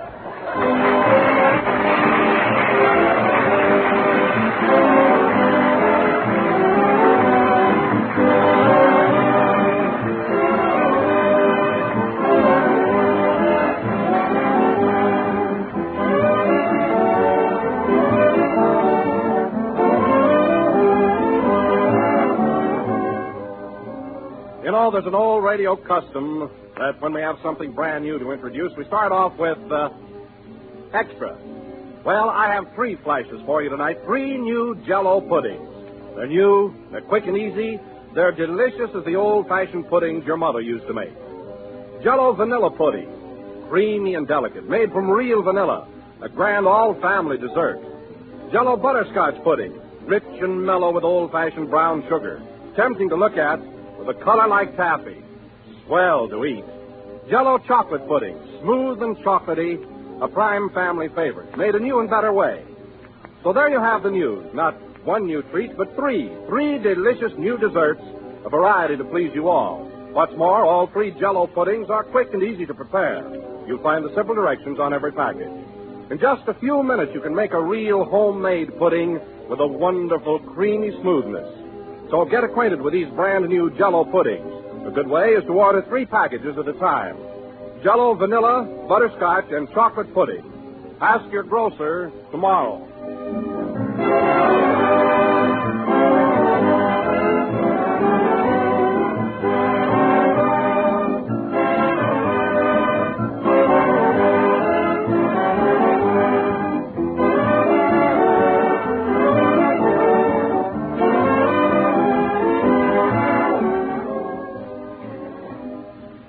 Last number of the first program in the new Jell-O series, and we hope you'll all be with us again next Sunday night at the same time.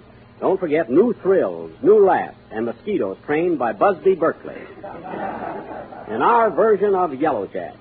And by the way, folks, Joe Penner starts his new show next week on the same day as Kate Smith. They are both friends of mine. I know you'll enjoy their shows.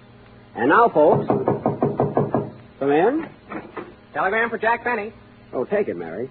Well, that's right away. That's kind of quick there. Oh, Jack, it's from Fred Allen. Allen, what does it say? Dear Jack, just heard your opening program. Motion pictures are my best entertainment. That's so. Good night, folks. Start right away. Start that kind of stuff.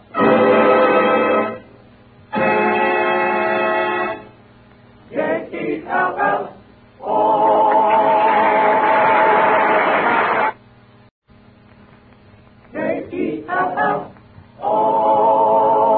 The Jell-O program, starring Jack Benny, with Mary Livingston, Phil Harris, Kenny Baker, and yours truly, Don Wilson. The orchestra opens the program with How Can I Thank You?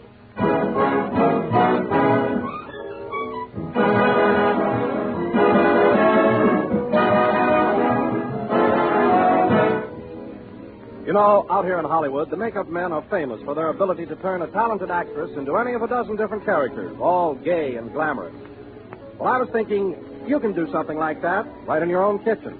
Or you can turn one package of Jell-O into any of a dozen different treats that are truly glamorous to look at and simply grand to eat. Garnish your Jell-O with seasonal fruits, molded in shimmering layers.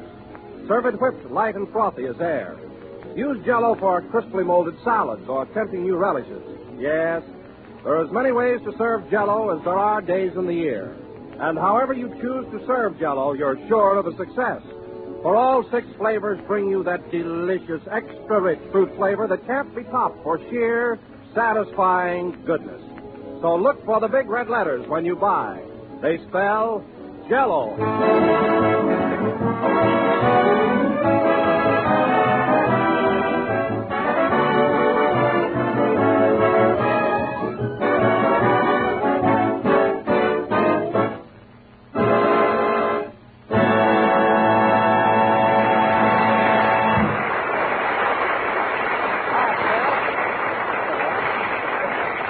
And now, ladies and gentlemen, we bring you our master of ceremonies. I could say he's one of the greatest comedians of all time. I could say he's one of the most glamorous lovers of the screen.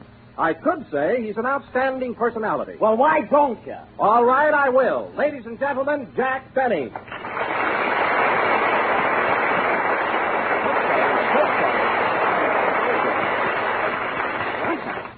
Hello again. This is Jack Benny talking. And listen, Don, no more of that I could say stuff. For heaven's sake, if you have anything as nice as that on your mind, come out with it. I can take it. Well, at first I was going to, Jack, but then I thought I'd better tone it down a bit. Not make it too strong. Don, I wish you wouldn't mull over things. If you have a sudden thought that I'm marvelous, say so. If you think I'm a heel, think it over.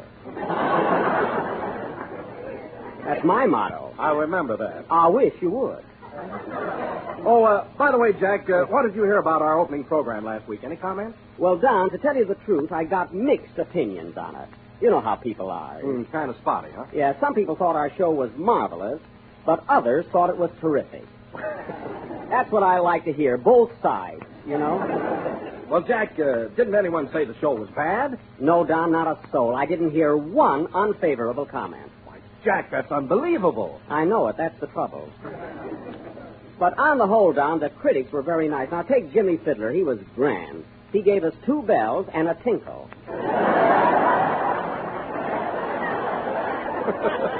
A tinkle? Yes, that's a bell, only he doesn't put his heart into it. Did you hear anything nice about our show, Don? Oh, yes, I did. I read a swell review in the Grapefruit Growers Journal. Oh, the grapefruit growers. Did they like us? I'll say they gave us 3 squirts. Well, that's marvelous. A squirt, eh? Did you call me, Jack?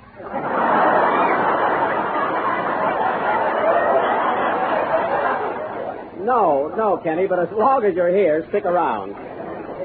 Don and I were just talking about our first program. Did you hear anything about it, Kenny?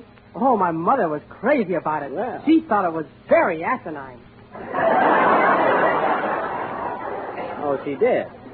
Well, you didn't help the show any, dragging in that goofy valet of yours that you brought back from England. What a guy that was. You mean Higgins? Yeah, I don't see him around. Where is he? Oh, it's his night off, so he took my girl to the movies. Your girl? Kenny, how can you be so dopey as to let your valet take your girl to the movies? Oh, that's all right. Tomorrow night he's taking me. Funny, I thought that was going to be a bop. So did I. Oh, well, anyway, Kenny, if I were you, I'd fire that guy before he goes too far. Not me. Would. Why not? Well, every time I tell him he's fired, he gives me a spanking. Well, that's the worst yet. You need a valet like... Oh, hello, Phil. Hiya, men. What are you throwing around tonight? Oh, nothing. Say, Phil, Don and I were talking about last week's show. We got some pretty nice comments. Did you hear anything? Well, Maurice, my hairdresser, loved it. Say,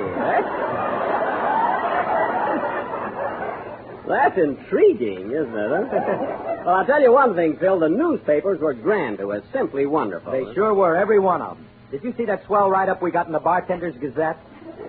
The Bartender's Gazette? Well, what do they think of it? They gave us 3 Mickeys. Mickeys? And I don't mean Rooney's. Well, that was nice of them, but that I'd rather have one in print than in a glass, you know? Oh, hello, Mary. Hello, Jack. Say, how do you feel after last night? Oh, I'm all right. Why? Oh, don't your legs feel kind of stiff? No, of course not. Where were you last night, Jack? Oh, Mary and I went to the Ice Carnival here at the Pacific Auditorium. It was a great show, too. And afterwards, we went skating ourselves. Boy, did we have fun. I'll say. Can you skate, Jack? Can I? You know, fellas, it's the most amazing thing last night. Now, I haven't been on ice skates in over 10 years. Yet the minute I got on them... Down you went. Well, naturally, my ankles were a little weak. What do you expect after 10 years? But, Jack, for a fellow that's as much out of condition as you are, you shouldn't even try it. Look, Phil, that's just why I did it. I think skating is great exercise. It's marvelous for you. Well, I like it even better than horseback riding. You could have used a saddle last night. All right. Don't exaggerate. Was there a big crowd there, Jack? Oh, sure. Everybody was there. Joan Crawford, Eddie Cantor, Hedy Lamarr. Oh, a whole flock of them. Oh, boy, Jack, do you know Joan Crawford and Hedy Lamarr? Do I? I call them Joan and Hetty. If that means anything.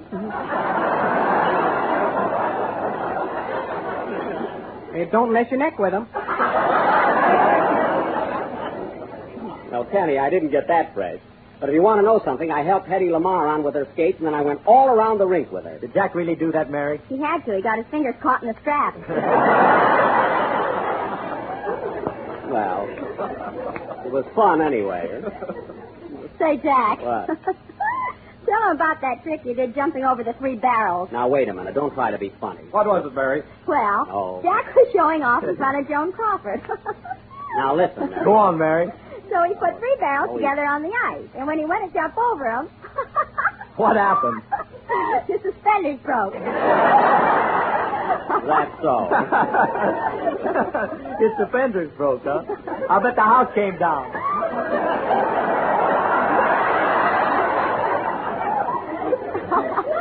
That wasn't all. Well, what of it? I got over the barrels, didn't I? Huh? And then when Jack started to do a figure Mary, eight... now let's drop the whole thing. Skating, barrels, and everything. So time for your song, Kenny. What are you going to sing? I'm going to sing, so help me. And you know, Jack, I don't think that accident of yours was a bit funny. You might have got hurt. Why, certainly. I might have broken my neck. That's right. Oh, go ahead and sing. And listen, Mary, I want to tell you something. If you don't stop...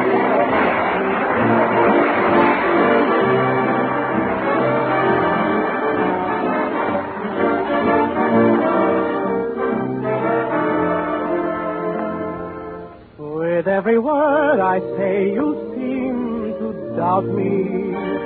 I don't know where I stand from day to day. My heart demands I tell you this about me. I love you. What more can I say?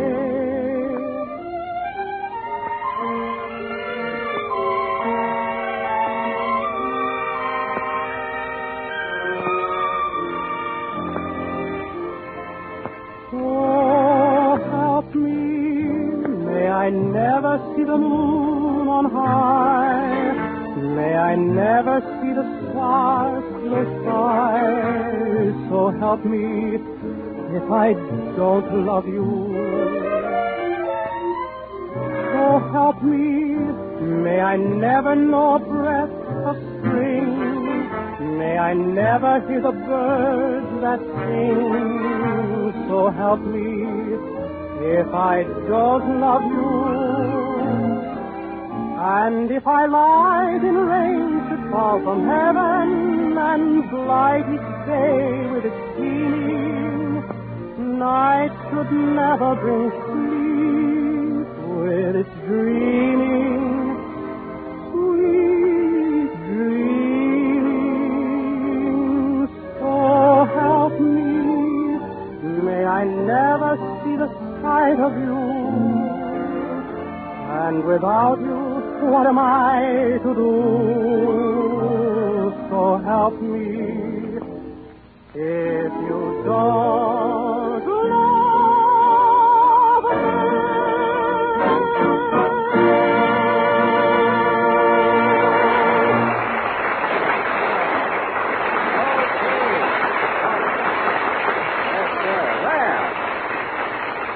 Very good. That was So Help Me, sung by Kenny Baker. And, Kenny, I don't have to tell you that it was very good. No, I know. I know you know. I know Jack knows you know. Peace, children, lest we get into a routine. And now, ladies and gentlemen, as we announced last week, tonight we are going to... Hey, wait a minute. Where's Rochester? Here I am, boss. Well, I'm glad you're here. Now, look, Rochester, the reason I sent for you is we're short of actors, and I want you to be in our play tonight. Now, here's your part. Go over in the corner and get familiar with it. Okay. Yeah. Say, boss, Yes. I don't want to be mercenary, but do I get any additional stipend for my efforts? What's that? Doggone, as soon as I mention money, you get deep. Look, Rochester, stop complaining. You're getting enough from me already. I am? Yes. I've been working for you for 2 years, and all I get is a pocket full of dreams. Never mind. Now go over in the corner and study your part, will you? Yes, sir. And now, ladies and gentlemen, as we announced last week, for our feature attraction tonight, we are going to offer our version of Metro-Goldwyn-Mayer's current film success, YellowJack. Thank you. A dramatization of the struggle against yellow fever during the Spanish-American War. I will play the part of Dr. Benny of the United States Medical Corps, a fearless scientist in the cause of humanity. Mary Livingston will play the part of Miss Blake, my nurse, as portrayed on the screen by lovely Virginia Bruce. What a girl. Virginia Bruce. Gee, she's beautiful. Yeah. Well, let's get on with the play.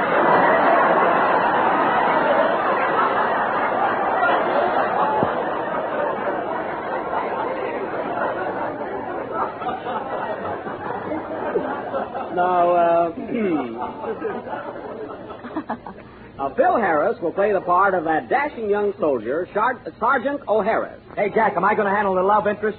No, Phil, all you're going to do is catch yellow fever. Can I catch it from a blonde? Definitely not.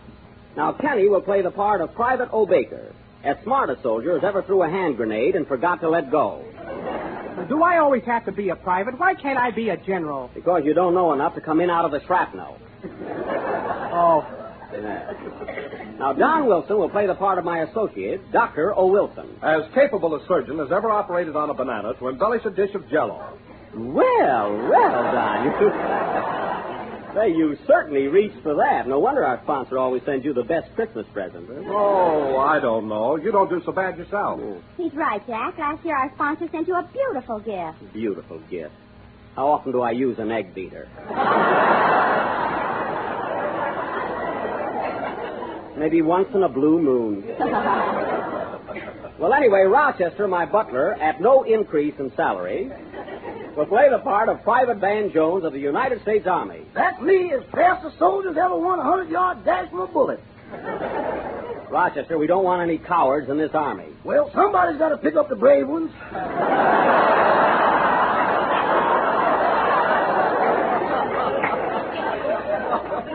You got something there. But I need real tough guys, ready to do or die. Man, you're looking right through me. All right, that's enough. And now, folks, our play YellowJack will go on immediately after the next number. What's it going to be, Phil? I don't know. The boys have a surprise for me. Oh, this ought to be rich. Play, Mr. Leader Man. Play.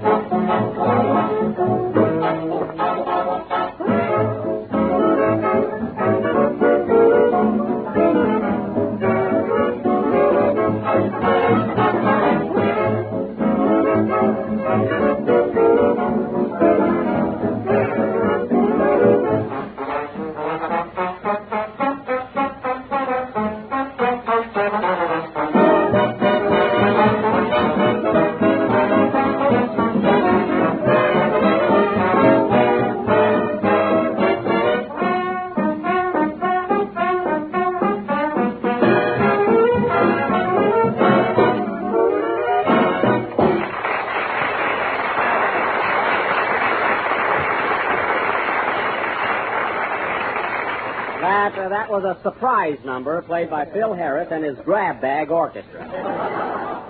Say, Phil, as long as you didn't know what the number was going to be, why were you standing in front of the band waving your baton? I was trying to mix them up. Well, congratulations. You did a marvelous job. And now, ladies and gentlemen, for our blast of the evening, YellowJack, or Boy Meets Mosquito. The scene is the United States Army headquarters near the thriving little town of Rumba Center, Cuba, which is just 3 shakes and a wiggle from Havana. As the scene opens, we find Dr. Benny of the Medical Corps busy in his laboratory. There is a tense look on his face as he peers into his microscope. Curtain. Cuba.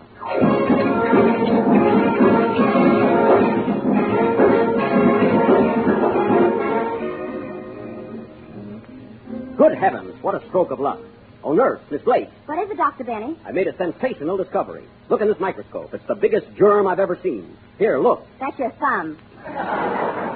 Darn it, and I've been studying it for a week. Oh, I'm so worried I don't know where I'm at. All our soldiers have yellow fever and they're dying like flies, and I can't stop it. Well, I must get on with my work. Miss Blake, where's my hypodermic needle? In your arm. Oh. Well, take it out. You know it don't belong there. Yes, sir. Oh, doctor. Yes, Private Baker. I just discovered another man with yellow fever. You did? Where is he? Right here. Hello, Mr. Blenny. That's my laundry man. Get him out of here.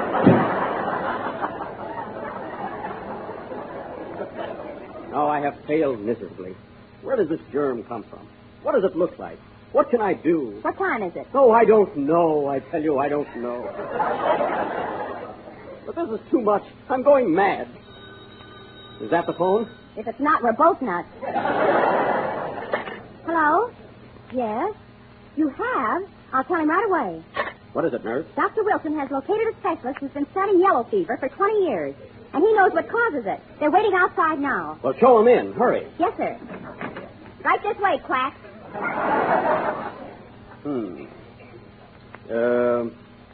Good morning, Dr. Wilson. Good morning. Dr. Benny, I want you to meet Dr. Nazaro, the famous authority on tropical diseases. Glad to know you, Doctor. Who's the dame? That's my nurse. You may go, Miss Blake. We're about to hold a conference. Okay, I think I'll scram over to Ward C and grab a few pulses. Goodbye. Well, gentlemen, let's get down to business. Tell me, Dr. Nazaro, are you positive you've discovered the cause of yellow fever? Yes.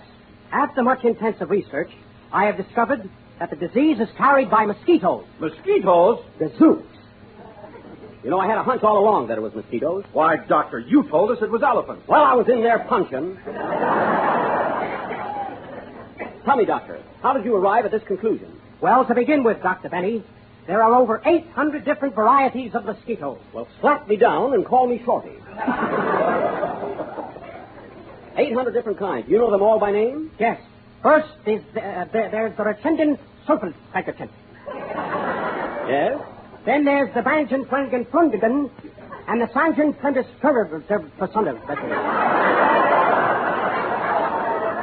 That's amazing. But possibly the most dangerous species of all is the Banjan Flanagan. Oh, those. They're vicious little devils. But come to the point, Doctor. Which one of these mosquitoes carries the deadly germ of YellowJack? It's the smallest one of all. A tiny insect called the stegomyia. The stegomyia? Oh, this is very important, Doctor. Are you positive? That's it. That's all I want to know.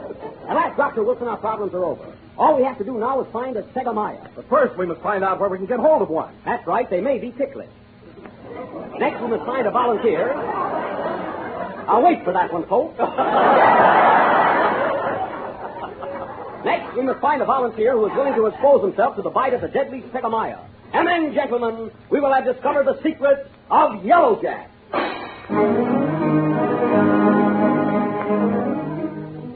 Calling all stegomyas. Calling all stegomyas. Report to the base hospital at once. Bring your stingers. That is all. 2 days later, Dr. Benny's laboratory is filled with cages and cages of mosquitoes. The experiment is about to begin. Well, that's the last time I'm going to tell you. All I need is one man who will gamble with death. It's you, Miss Blake. Yes, pardon me, Dr. Benny, but there's a group of soldiers outside, and there's a volunteer among them. What's a group of soldiers for? They're dragging the volunteer.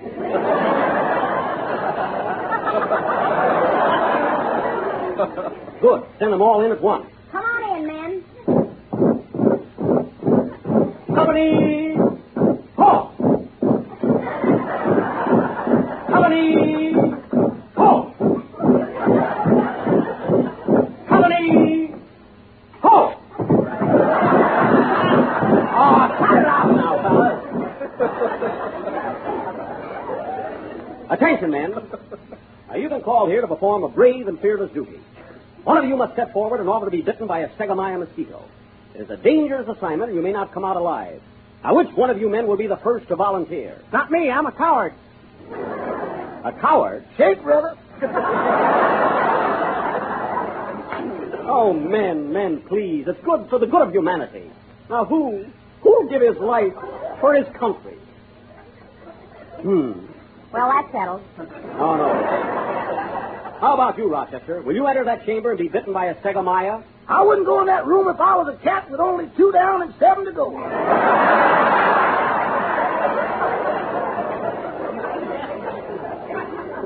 But what have you got to lose? You're not a married man. You have no wife, no children. No, but I got a future and I'm going to use it up. Oh, this is terrible. Terrible. What are we going to do? Well, what about you, Dr. Benny? Why don't you volunteer? Me? Why, I would, Dr. Wilson, but I can't. I just started an ad a pearl necklace.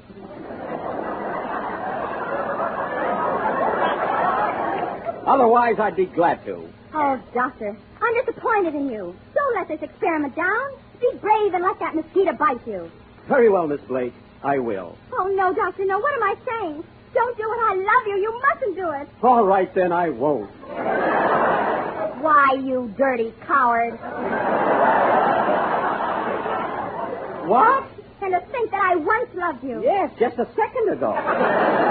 Anyway, I'm not going. I've got other important things to do. Why, Jack, you're yellow. Yes, you're yellow, Jack. YellowJack, YellowJack, YellowJack, YellowJack, YellowJack, YellowJack. And I'm JellowJack. Strawberry, raspberry, cherry. Stop it! I'll go. It's for the advancement of civilization. It's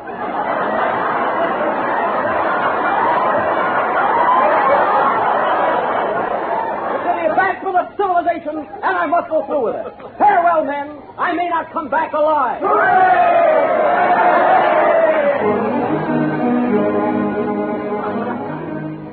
The following day, Dr. Benny has just entered the room where the poisonous Sagamore mosquitoes have been turned loose.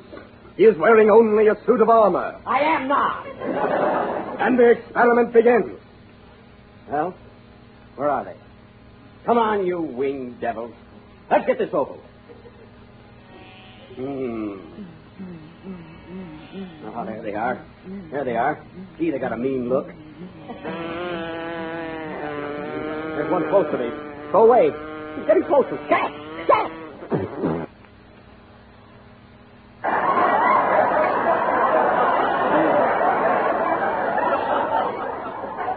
Lucky I got this flypaper on my chest. Well, this baby means business, but I'll get him. Get away! Get away!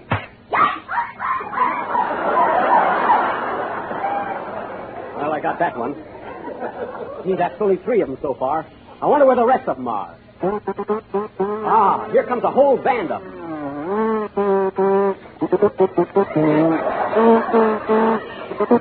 Oh, boy, swing, you singers! See, look at them. Good heavens, here comes a big one. I can't stand this. I know what I'll do.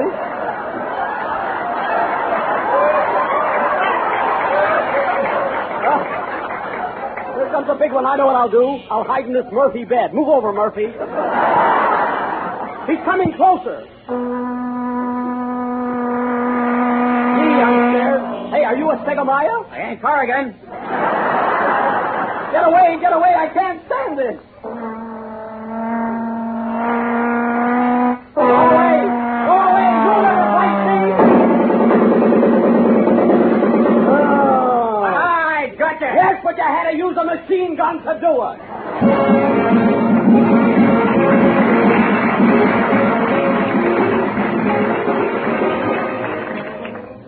So, folks, I was stung by the deadly Sagamore. It caught yellow fever, and I lived to marry Miss Blake, my nurse. Oh, darling. Oh, dear. Oh, honey. She just went out with Sergeant Harris. Oh, well, I'm a hero anyway. Playboy.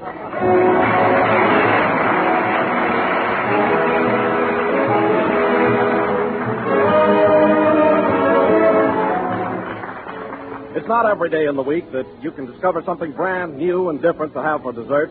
But tomorrow, you can. Yes, sir, you can go straight to your nearest grocery store and find 3 new desserts. 3 delicious new Jell-O puddings. Butterscotch, vanilla, and chocolate. And they're 3 of the most tempting desserts that you've tasted in a long time. For they're rich with real homemade goodness. That butterscotch pudding. It's smooth and mellow with good old-fashioned brown sugar. And it has a swell sort of glossy taffy color. It's easy to make, too, for all you do is add some milk, then cook till the mixture's thick and smooth. Then try Jell-O vanilla pudding. It's real vanilla, no artificial flavoring. It's cream-colored and delicate, a family dessert you'll all enjoy. And that prime favorite, Jell-O chocolate pudding, as rich and tempting as the kind that Mother used to make, but far quicker and easier. The simple directions are on every package, and a swell idea is to ask your grocer for 3 packages at a time. Jell-O butterscotch, vanilla, and chocolate pudding.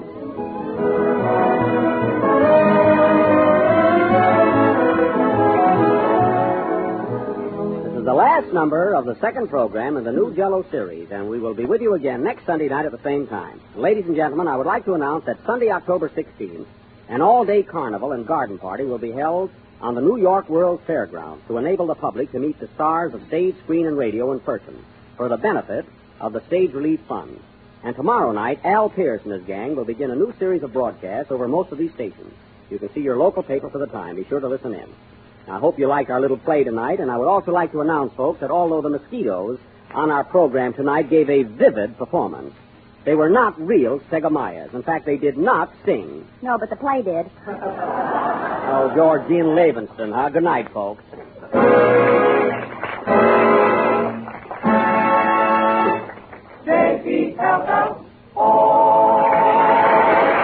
ladies and gentlemen, tune in tomorrow night over most of these same stations for Al Pierce and his gang. Check your local paper for time and station. Pocketful of Dreams is from the picture Sing You Sinners. Kenny Baker appears on the Jello program through courtesy of Mervyn LeRoy Productions.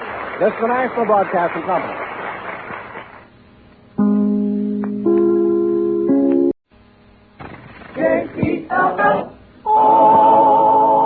The Jello program, starring Jack Benny, with Mary Livingston, Phil Harris, Kenny Baker, and yours truly, Don Wilson. The orchestra opens the program with For No Rhyme or Reason.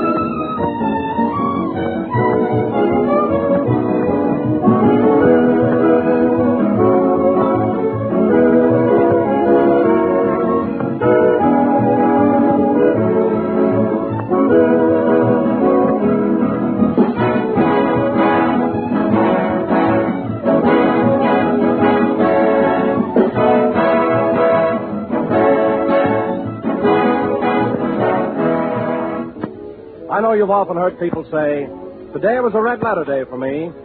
Well, let me tell you, any day can be a red letter day by those big red letters on the Jello box. Well, they spell Jello, and Jello spells a treat. That name is your guarantee of grand dessert, because the name Jello is a trademark. It's the property of General Foods. And it tells you here is the genuine, the one and only Jello. If you hear any other gelatin dessert called Jello, you'll know that is incorrect. And that's why we ask you to insist on Jello by name.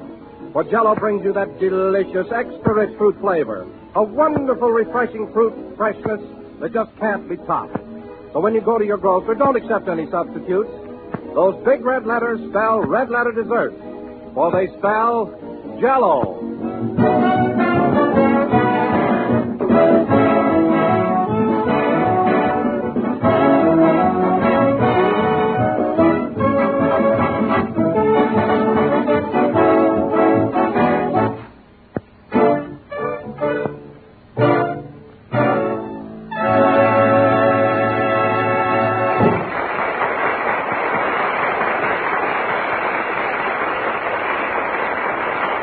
And now, ladies and gentlemen, I'd like to announce that next week this program will move to the new NBC Studios on Sunset Boulevard in Hollywood.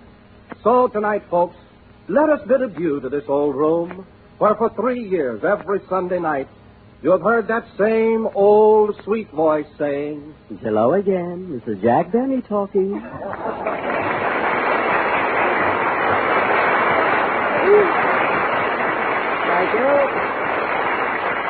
Thank you. Thank you. Well, Don, this is our farewell performance under this old roof. Just think, after 3 years of work and worry and fun, we got to move. I don't know how you feel about it, Don, but, see, I'm ready to go over in the corner and have a good cry. Oh, Jack, I wouldn't take it that hard. After all, it's just moving from one studio to the other, that's all. I know, Don, but I'm sentimental, and I just can't stand changes. I felt the same way when they raised the prices at the Brown Derby. But I'm built that way, and There's nothing I can do about it. But, Jack, this new studio will be wonderful. Why, it's modern and gay. It's full of bright lights and decorations. Don, none of that, please. I'm not a child that can be bought with chromium and tinsel. You can't tell me anything. I made up my mind to be broken-hearted tonight, and I'm going to stay that way. But, Jack, you're so silly. After all, this is only a building with so much brick and steel and cement. Brick, steel, and cement? That's enough, Don.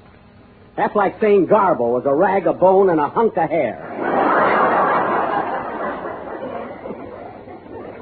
You're just cold and callous. Now, wait a minute, Jack. I've got feelings. Why, I've got more sentiment in my little finger than you have in your whole body. Your little finger. I've seen legs of lamb that were smaller than that. You and your feelings, huh? John is right, Jack. You're always making a mountain out of nothing. What's there to be sad about? Well, yeah, why are you always trying to get sympathy? You haven't got any more sentiment for this building than a termite. Oh, I haven't, eh? I haven't got any sentiment, eh? Well, let me show you something, Phil. You see my watch chain here? You think that's an elk's tooth hanging on it, don't you? Yeah. Well, it's not. This tooth belonged to the first girl I ever went out with. Rosie Gum. And another thing, you know that big moose head that hangs in my den? If that's her mother, I'll scream. Well, it's not. If you want to know something, I got that moose head. Come in. Pardon me, Mr. Benny, but we were sent over here to move the furniture out of the room. The furniture already? Yeah. Come on, Mervyn. Okay, Laverne. Oh, for heaven's sake, can't they even wait until we're through? We've been here 3 years. Another 10 minutes isn't going to make any difference. That's our business, buddy. Grab that chair, Mervyn. Okay. Imagine that, fellas, all this rush to get over to that new building. Well, what's the matter with that new building? Don't you believe in progress? Don't you believe in the advancement of radio? Well, certainly I do. But listen, Phil, you should be the last one to want to go into that new studio. Why? Because when we get there, your orchestra will have to wear shoes.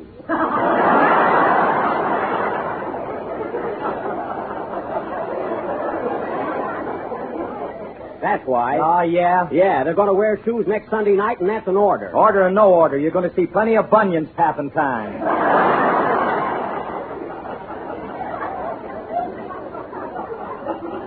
Fine bunch of artists you got. 8 hillbillies, 4 Huckleberry Finns, and a Zulu. Phil, I wish you'd tell your first violinist, incidentally, to stop selling sandwiches while the program is going on. Well, he's got to make a living some way. Not at my expense. I bought a 3-decker from him last week, and all it had in it was a strip of bacon and 2 bars of the Lambeth Walk.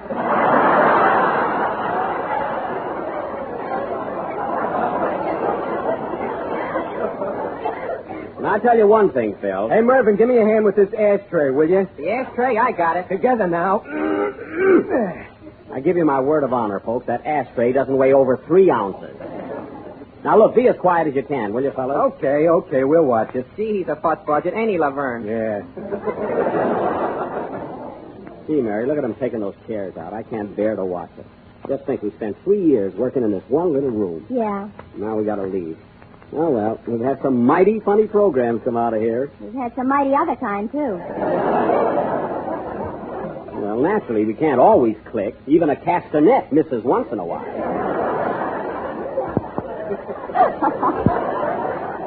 Gee, Mary, don't you feel sad about leaving here? Do I? What do you think I got on this piece of paper? Hey, Mervyn. What? I'll bet it's one of them lousy poems. Now, you keep out of this. Is it a poem, Mary? Yes. It's a farewell to this old studio. Well, this is one time I'll appreciate it. What's the title of your poem? I've got those. I hate to leave this studio with its fond memories where I've spent so many happy days blues.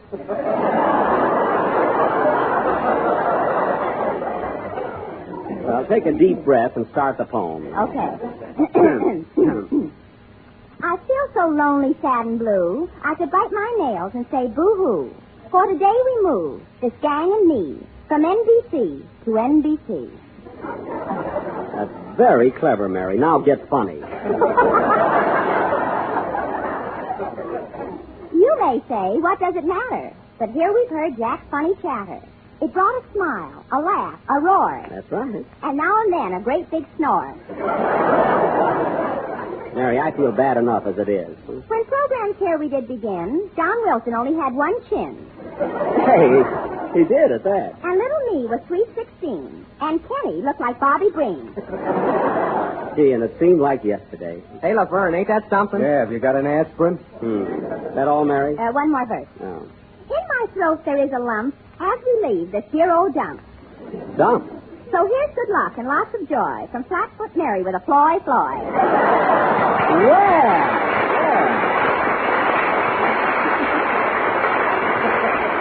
Mary, I thought that was one of your best poems. It was simply grand. And you know, Jack, I wrote that one in bed. In bed, huh? Yeah. Was I surprised when I woke up? Well, I imagine it would be a shock.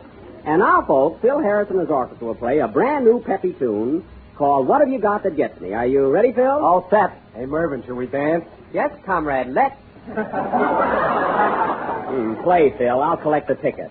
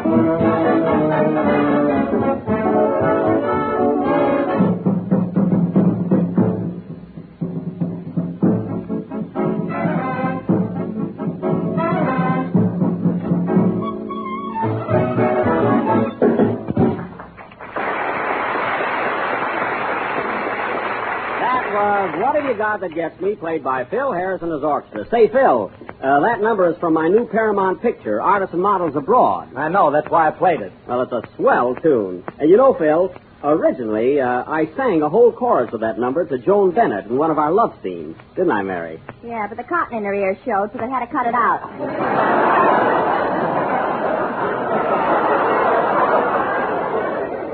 That wasn't the reason at all. They just didn't want me to conflict with Crosby. After all, we both work for the same studio, you know. Well, how does the picture look, Jack? I mean, how are you in it? Oh, I'd rather not talk about it, Don. It'll sound like I'm conceited and I'm bragging, you know. Wait till it comes out and you'll see for yourself how great I am. You know. No kidding. Well, on the level. You know, now here, I'm supposed to be a comedian. Yet I handled the love interest with Joan Bennett about as well as, well, I won't say better, but as well as any lover on the screen. And believe me, I'm sincere. Oh, sure. Well, I did. Why, Jack, I saw it, and you didn't kiss Joan once in the whole picture. Well, what's that, Jack? You didn't even kiss Joan Bennett? Well, heavens knows I tried to. Phil, she's as quick as a deer.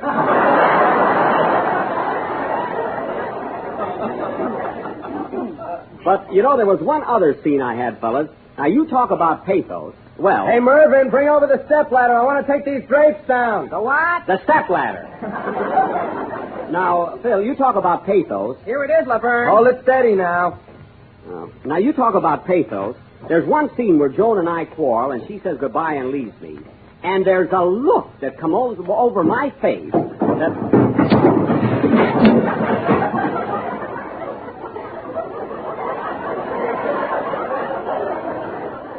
Isn't that awful? Did you hurt yourself, Laverne? Yeah, banged my elbow. Oh, I'll kiss it for you. Oh, what's the use? Let's forget my picture, will you, fellas? We're way ahead of you. Now, wait a minute, Jack. Wait a minute. Was there any place in the picture where you were able to mention Jell-O? You know, you told me you'd try. Well, Don, it was very difficult. You see, the story is laid. Hey, Mervyn, take these pictures and load them on a truck. Okay. You see, the story is laid in Paris. Well, Joan and I had one scene in a restaurant, but I didn't know how to order Jell-O in French. Well, Jack, all you had to say was, Garçon, donnez-moi the Jell-O. Oh, donnez-moi the Jell-O. I see. Well, supposing the waiter asked me, what paiement? Well, then you could have said, I want the strawberry or raspberry, cherry, orange, lemon, or the lime. Don, that's about as French as corned beef and cabbage. I suppose I should have asked to see the big rouge letters and the facade. Anyway, it's too late now, Don. Hey, Mervyn, hand me that screwdriver, will you? Oui, oui, monsieur.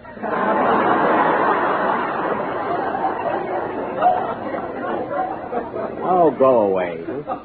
Say, fellas, it's about time for Kenny's song. Where is he? I don't know. I haven't seen him. He comes in whenever he feels like it. Oh, well, if he doesn't show up, I'll sing. Hey. Hello, Jack. Gee, I'm burned up. Well, so am I. Where were you? Should have been here when the show started. Well, it's not my fault I'm late. I got here an hour ago. Well, what happened? Well, every time I try to come into the studio, two guys just pick me up and throw me in a truck. Darn those movers. Well, what do they think you were, a statue or something? Oh, I guess so. One guy said, careful, don't drop it. Oh, Kenny, that's the topper. You didn't have to be shoved around like that. Why didn't you tell those mugs to let you alone? I thought it was part of the program. Oh, you did. Bend over, Kenny. Like this? Yeah. Ouch. That's part of the program, too. It's getting to be more fun every year. It sure is. Now, let's drop it. It's time for your song. What are you going to sing? Well, at first, I was going to sing You Go to My Head. Uh-huh. And then I said to myself, no, Kenny, why don't you sing Now It Can Be Told? Oh. And then I thought it over and said, Kenny Baker, the song... Well, to cut a long story short, Kenny, what's it going to be? Oh, I'm so mixed up now, the heck with it. The heck with nothing. Go ahead with your song. Hey, Mervyn, give me a hand with this, will you? I got it. Put him down. He's got to sing.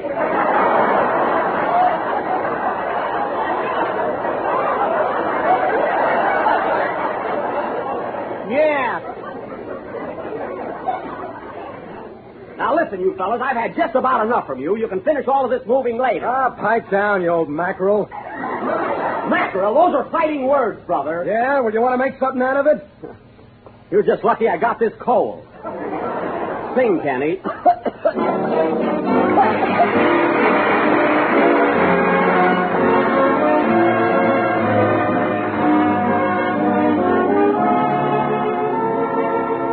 I've got a date with a dream divine. I've got a date with a dream who may be mine. I've got to hurry and dress to meet her at 7. When any old corner becomes a corner of heaven, heaven.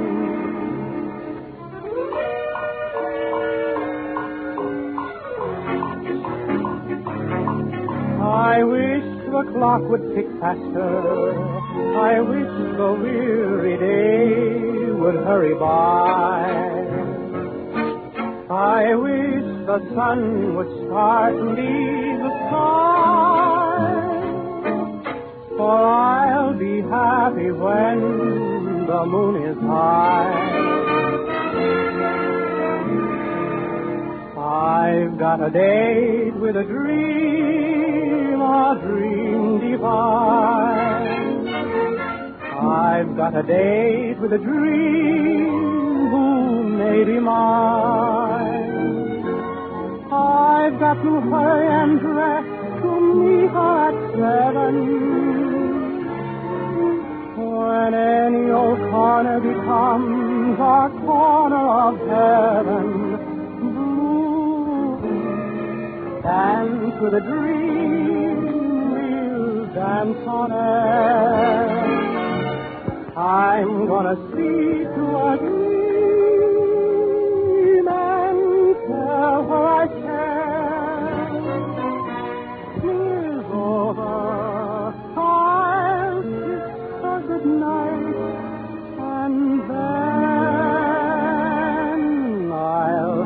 date with a dream and meet all over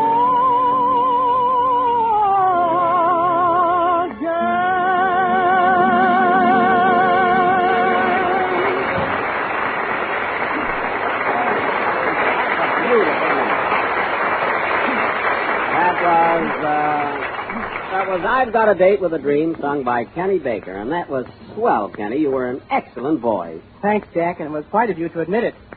Well, there's nothing white about it. You have a marvelous voice, and there's no getting away from it. Well, if it's so darn marvelous, what do you want to get away from it for? I don't want to get away from it. I paid you a compliment, you little brat. You did? Yes. Bend over, Kenny. When you beat that, Mary, you pay a fella a compliment, you don't know what you're talking about. Well, it's your own fault. You always try to mix them up. Yeah, why don't you pick on somebody your size? That's what I say. Now listen, you guys. Yeah? Get away from me, you'll catch my cold.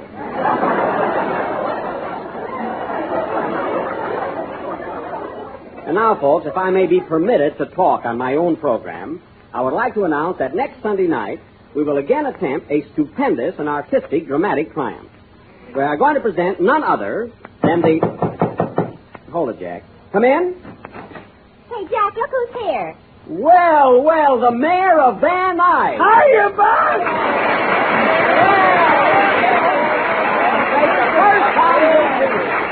Some stuff. Well, Andy, we're sure glad to see you. Gee, I thought you forgot about us this year. What, you finally showed up? Huh? Yes, sir, and I better be terrific. Well, make yourself at home, Andy. This is your hangout. Hiya, Mayor. Hello, Curly. How are all the girls? Are they still chasing you? They sure are, Andy. Well, if you get out of breath, let me know. Hey, Andy, look who's here. Hello, Your Honor. Hello, Mary. I'll give you a kiss if I thought you'd appreciate it. I won't, so unpucker.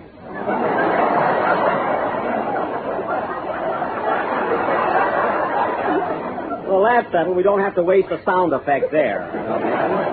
Hey, and there's Kenny. What have you been doing, kid? Oh, just singing and bending over. Say, Andy, you're not going to forget your old friend Don Wilson, are you? I should say not. Hello, Don. Hello, Andy. You put on a little weight, haven't you?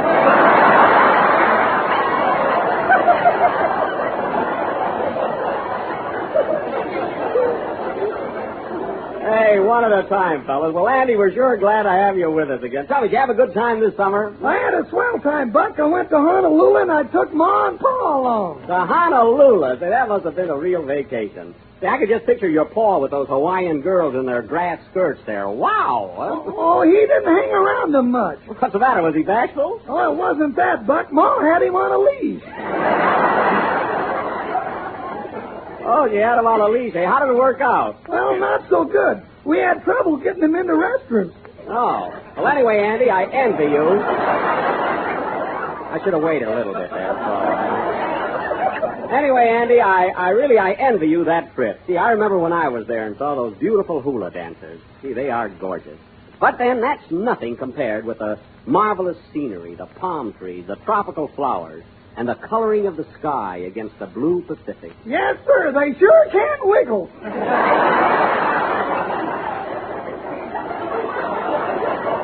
Andy, I wish you'd keep up with the conversation. I was talking about the flowers and scenery. Oh, I can enjoy that stuff when I'm on the Townsend plan. That's right. Hey, say, Andy, how about the boat trip? Did you enjoy your boat trip? I sure did. But there was one day when it was awful rough. You want to hear about it? Yeah, bend over, Andy.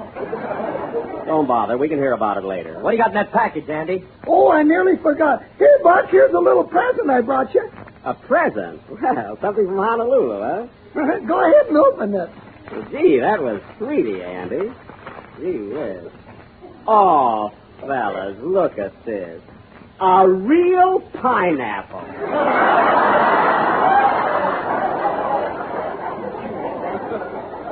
Gee. Gosh, I don't know what to say. I've always wanted one of these. Well, for heaven's sake, Jack, you can buy one at any grocery store. Not one like this. This is a real Hawaiian pineapple. I know because when I was over there, I used to look up and see thousands of them growing on the trees. All right, Jack, you couldn't have looked up because pineapples don't grow on trees. They're plants. They grow right out of the ground. Well, this was years ago. I was short then. Don't tell me about pineapple. Jack, you must be thinking of coconut. I'm not thinking of coconut. I'm telling you, fellas, I used to look up and see the pineapple. Why, you couldn't have looked up and seen it. I could, too. Listen, a full-grown pineapple plant is only 3 feet high. How tall were you at the time? 1'6", and shut up.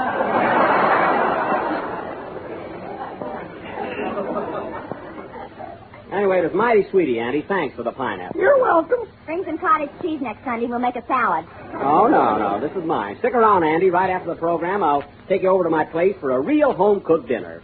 Gee, I'm hungry. And now, ladies and gentlemen, as I started to announce before, next Sunday night we're going to present a stupendous and artistic dramatic triumph that we feel will... I'll answer it. Hello? Hello, Mr. Benny. This is Rochester. Oh, you. What do you want? Are you planning to come home for dinner tonight? Why, certainly I am. Well, if you want something to eat, you better bring that pineapple. Well, what are you talking about? There was plenty of food in the icebox when I left the house this morning. What happened to it? In the which? In the icebox. When I left this morning, it was just bulging with food. Well, the swelling's gone down now.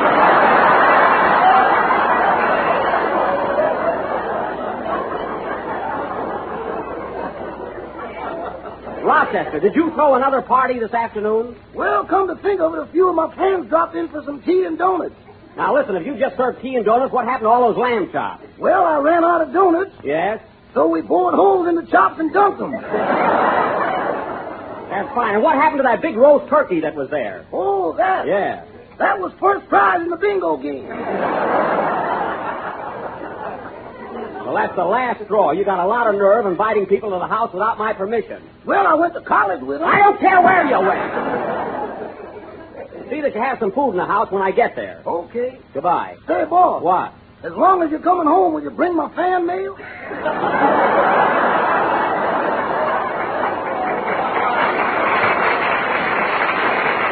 Yes, I'll bring it. Goodbye. And now, ladies and gentlemen, as I started to announce, next Sunday night we're going to present a stupendous and artistic dramatic triumph that we feel... All right, Mervyn, we're nearly through. Let's take up this rug. Okay, get off, buddy. Now, wait a minute. I thought you guys had gone. Now, you're not going to take this rug until we're through with our program. I'm standing on it, and I won't get off. Well, you better. You're too old to do a backflip. I am, eh? Well, I'm not budging off this rug. Come on, Mervyn. He asked for it. Okay.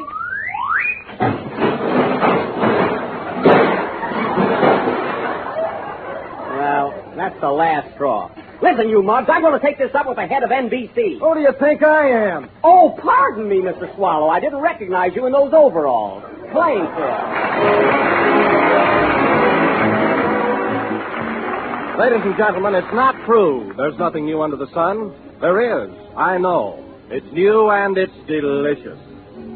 It's the new Jell-O butterscotch pudding, one of the grandest desserts you ever dipped a spoon in. It's mellow and it's creamy smooth. It's rich and glossy looking with a tempting toffee color. It's luscious with good old-fashioned brown sugar. In other words, it's a swell dish. And the Jell-O butterscotch pudding is only one of 3 new Jell-O puddings. There's vanilla, real vanilla, a delicate creamy pudding dessert with a wonderful flavor. And there's chocolate, rich and smooth and chocolatey. And all 3 Jell-O puddings are amazingly quick and easy to prepare with just a few moments cooking. Simple directions are in every package. And take my word for it, for I've tried them all. You get real homemade pudding with a perfect satin smoothness of texture and a rich, full flavor that can't be beat. So try all 3 and try them soon. The best way is to buy 3 packages at a time. Jell-O butterscotch, vanilla, and chocolate pudding. 3 prize-winning new desserts your family's going to go for. We ran overtime, so good night, folks.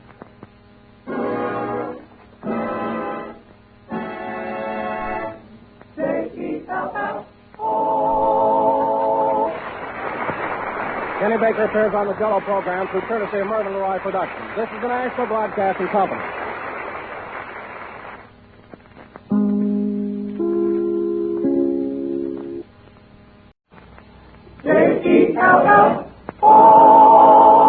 The Jell-O program, starring Jack Benny, with Mary Livingston, Phil Harris, Kenny Baker, and yours truly, Don Wilson.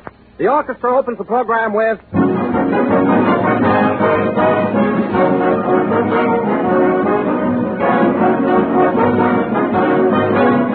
If you have any football fans in the family, you know that Saturday afternoon means a rousing game, and Saturday night means a rousing big appetite. Well, here's one swell way to celebrate the victory. Serve a grand dinner and top it off with a grand dessert Jell-O. Why, everybody likes Jell-O. For that delicious extra-rich fruit flavor is so tempting and good you just can't resist it. All 6 Jell-O flavors are chock full of this extra-rich fruit taste. Strawberry, raspberry, cherry, orange, lemon, and lime. And all 6 are bright and gay with color to fit the autumn football season. So no matter which flavor of Jell-O you choose, you're sure of a success. A dessert that's delightful to look at, delicious to eat. But be sure to get genuine Jell-O when you buy and don't accept any substitute. Look for the big red letters on the box. They spell Jell-O, and Jell-O spells a treat.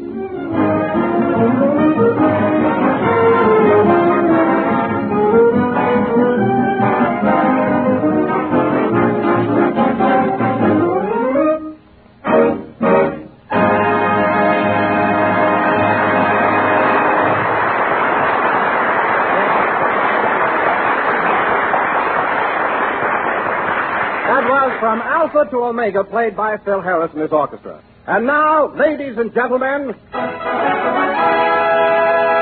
for the first time from the new NBC building in Hollywood, with its new studios, its new facilities, and its new equipment, we bring you that old foot, Jack Benny.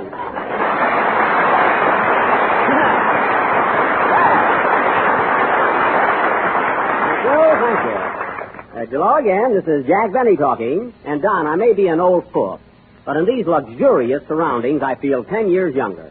What a place this is. Have you ever seen such a gorgeous building? No, I haven't, Jack. It certainly is magnificent. Magnificent? Why, Don, I tell you, this building makes that new filling station across the street look like a nickel. You're right, Jack. This place is absolutely the quintessence and penultimate of architectural symmetry. What is that, Don? I said this place is the nut. Oh. Well, you didn't have to make a fool out of me to do it. But you're right, Don, it is the nut. Did you notice all that beautiful woodwork in the front lobby? Did I? Say, that's what I call ritzy. Ritzy? Why, I saw 3 termites working on it, and they were in evening clothes.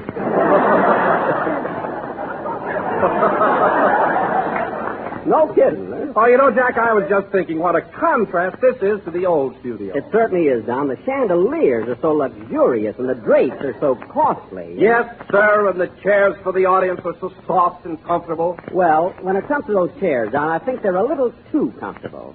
There's a man sitting in the 3rd row that's got a date with a dream. I don't mind people sleeping through our program, but that guy's wearing a nightgown. I'll take care of that. Pardon me, madam. Would you mind shaking your husband? Oh, no. He'll fall apart. Oh. Well, wait till Phil starts his next number. Will he jump? Oh, hello, Phil. Hiya, Jack. Some swell joint, ain't it? Joint? Phil, you never worked in a place as swanky as this in your life. Why, this building has improved the whole neighborhood. It sure has. You bet it has. When I walked in here tonight, a panhandler stopped me and gave me 50 cents. Well, I'm glad they're finally declaring dividends. And, Phil, I want to congratulate you on the appearance of your orchestra. They're so neat, and they're even wearing shoes tonight. How'd you get them to do it? I told them it was a publicity stunt. Oh. Well, they look very nice, but I wish you'd tell your guitar player that the socks go inside the shoes.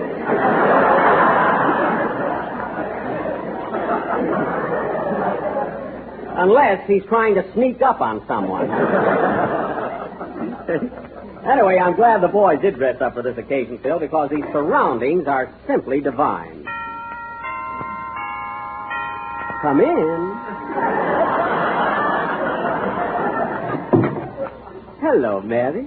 Hello, Jack. Well, welcome to our new home. See, did you ever in your life see a place so modern and in the latest style? I'll say it's the latest style. You know that jar man that stands at the front entrance? Yeah? Well, he's wearing his hair up.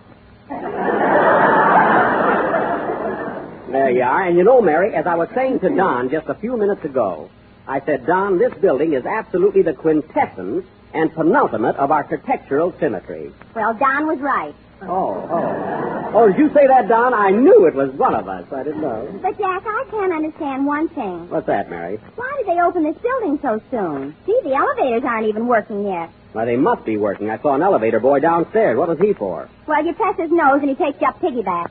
Oh. Now, that's silly. It's fun, too. Yeah. But then it takes time to finish a building like this. Why, the cement floor in the lobby isn't even dry yet. Cement? Yeah. I thought that rug was kind of wet. Well, there was no excuse for that, Mary. Imagine walking through fresh cement. There was a sign right in front of it. Yeah, that's what I tripped over. Oh. Well, Mary, let me ask you something. If you walk through a corridor of wet cement, how come you haven't got any of it on your shoes or your stockings? I don't know. I don't like this junk.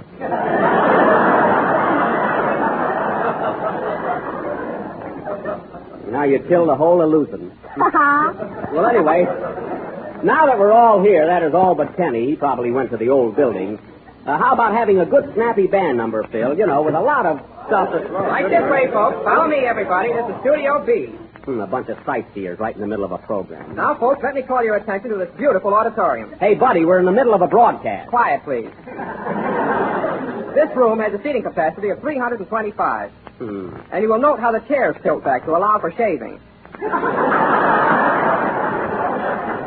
Hey, buddy. Now, are there any questions, please? Yes. Who was that lady I seen you with last night? Wasn't she a Lulu?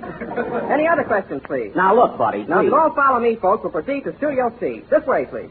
Hey, Mamie, there's Jack Benny. Gee, am I disillusioned? You know, folks, the woman that said that is as homely as a mud fence. Yeah, then why did you wink at me? I deny that! It's a fine time to bring visitors through a studio. Oh, well, have you got a good snappy number ready, Phil? Yeah, but you won't like it. Well, play it anyway. Disillusion. She's no Miss Pasadena herself.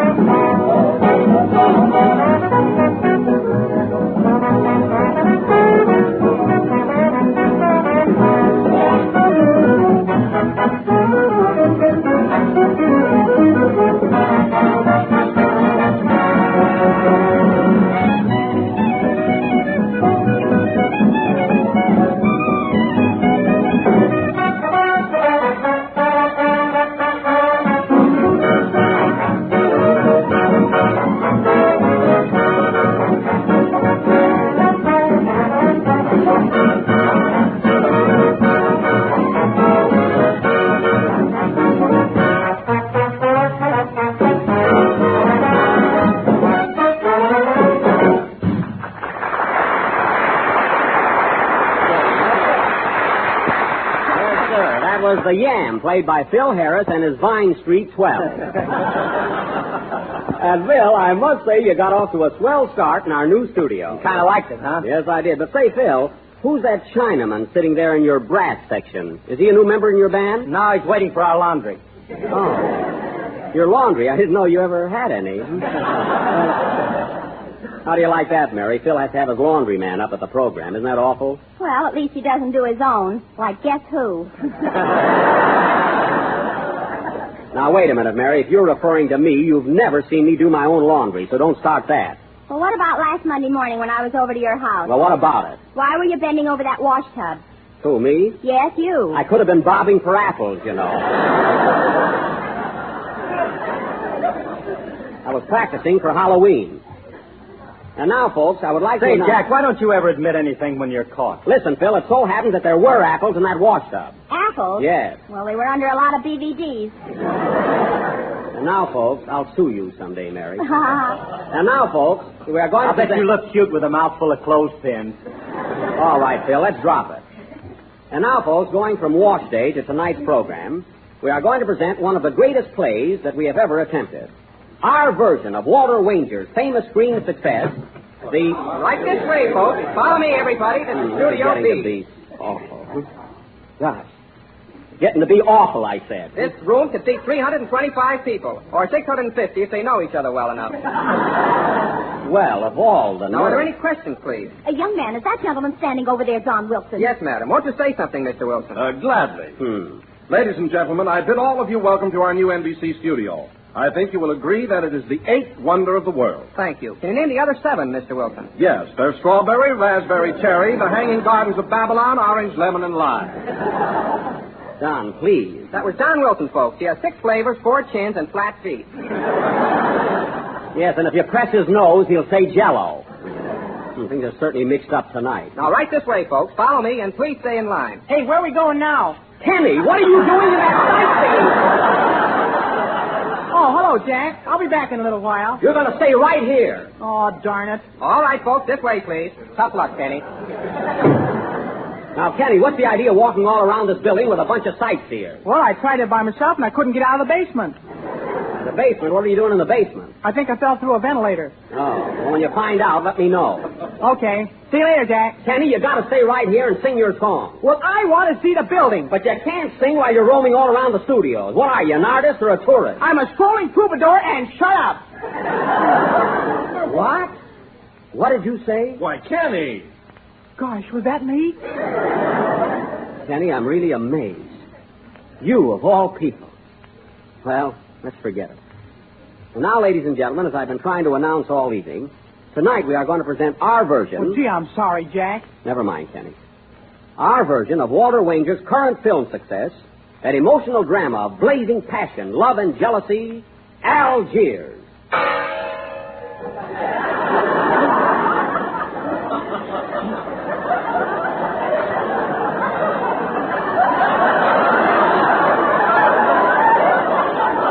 Thank you. This picture starred Charles Boyer and Hedy Lamarr. Now, I will play the part of Pepe Lamoco, that notorious Parisian jewel thief, as portrayed on the screen by Mr. Boyer. Mary Livingston will play the part of Inez, my sweetheart. Jack, are you really going to try and follow Charles Boyer in this part? Why, certainly. You don't think I lived in the French Quarter of Waukegan for nothing. I did try very hard, folks, to get Miss Hedy Lamarr for our play tonight to enact her original role. But unfortunately, she happens to be in Honolulu. Why, Jack, I saw her this afternoon at the Brown Derby. Hedy Lamarr? You saw Hedy? Yes, Hedy and Feedy. She was all there.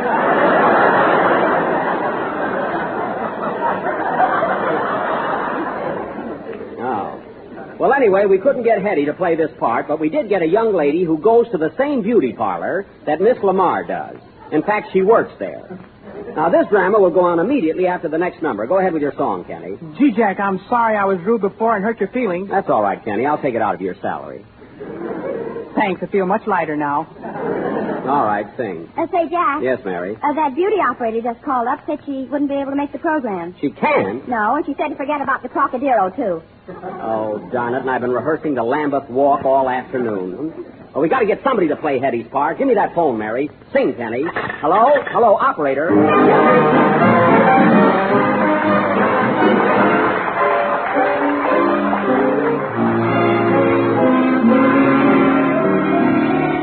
Here we are, out of cigarettes, holding hands and yarning. Look how late it gets. Two sleepy people by dawn's early light, and too much enough to say goodnight.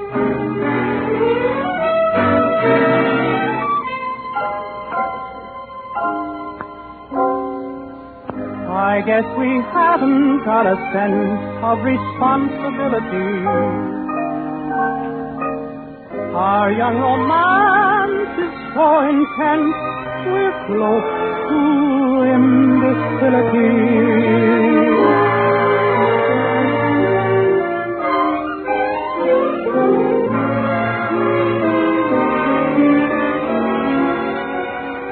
Here we are, out of cigarettes, holding hands and yarning. Look how late it gets. Two sleepy people by dawn's early light, and too much in love to say goodnight.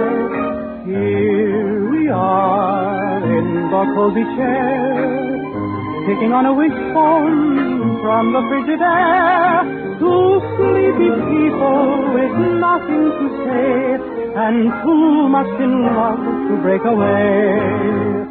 Do you remember the night we used to linger in the hall? Father didn't like it at all. Do you remember the reason why we married in the fall? To rent this little nest and get a bit of rest. Well, here we are, just about the same. Foggy little fella, drowsy little dame, two sleepy people by dawn's early light, and too much in love to say. Oh, good night, dear.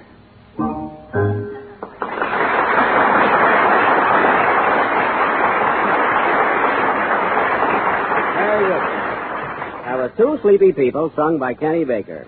Hello, ladies and gentlemen.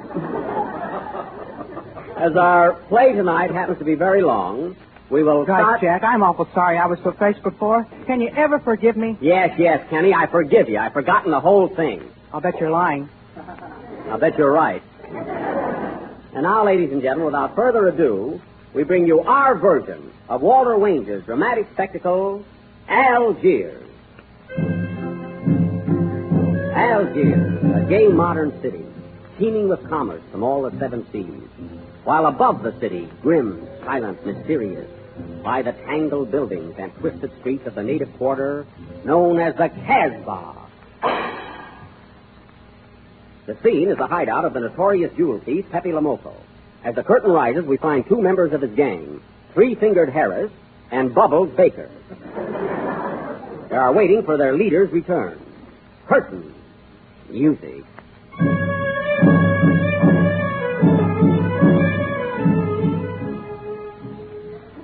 Hey, Three-Finger. What is it, Bubbles? I'm worried about Pepe. He said he'd be here at 7 o'clock, and it's 5:30 already. You still got an hour and a half. What are you starting to worry now for? Well, it takes me a little time to get rolling. Oh. If Pepe's out with that girl he met yesterday, I'll fill him so full of holes he'll sound like a pipe organ in the wind. Don't be jealous, Inez. Pepe loves you. He's crazy about you. Yeah, I work and I slave, and what do I get? A broken-down boy, eh? See you later, fellas.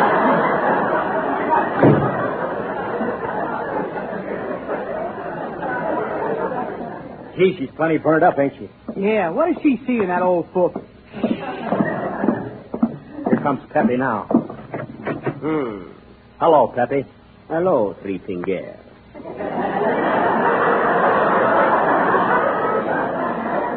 Hello, Mr. Lamoco. Oh, it is you, Boo-Boo. Well, gentlemen, let us get down to business. Gee, I'm sorry I hollered at you before, Pepe. Oh, forget it. Forget it. Well, gentlemen, I have brought the pearls which we stole last night. Here they are. Oh, boy. But these are not enough, gentlemen. Tomorrow night I am sending you to the Grand Ball at the Beverly Algiers Hotel. The Beverly Algiers. Oh, I know the place. Right across the street from the Brown Fairs.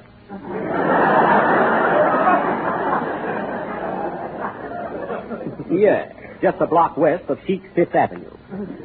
There will be beautiful ladies there, and even more beautiful jewels. Oh. Remember, Three-Finger. What is it, Chief? This time, when you bring back the jewels, you will first remove the ladies. Now, here's what you must do. Tomorrow night you will go, both of you. Maybe the police. Hide the jewels. Quick. I'll put them in the cookie jar. The cookie jar. Good. They will never suspect. Come in. Ah, it is you, Inspector Wilson. Good evening, Pepe, you bad boy. What brings you to the Casbah? Pepe, I've come to tell you that the police are trying to get in touch with you. They're looking for you, Pepe. They want you. Oh, I am in no mood to play a benefit.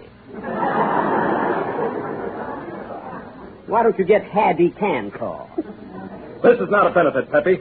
There were some jewels stolen last night. Now, where are they? Jewels? What jewels? Sit down, my friend. Make yourself at home. Will you have a cookie, Inspector? Move up!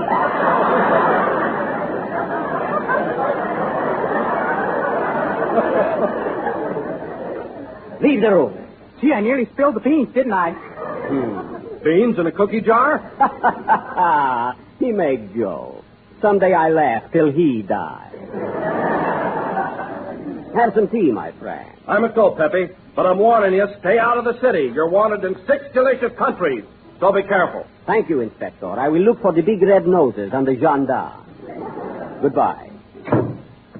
Are you scared, boss? Do not worry, Trinkinger. They will never get Pepe Lomoso. I am master of the Casbah.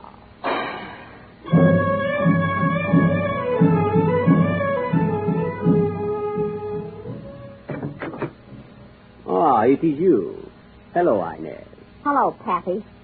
That's Pepe. I had yeast for breakfast. But you are trembling, Inez. What is the matter, my little dog? Don't dove me, you two-timing crook. Me, Pepe? If the finance company hadn't taken away my camel, I'd go home to Mother. Oh, Inez, do not talk like that. I love you. Oh, you do, eh? Well, what about that other girl?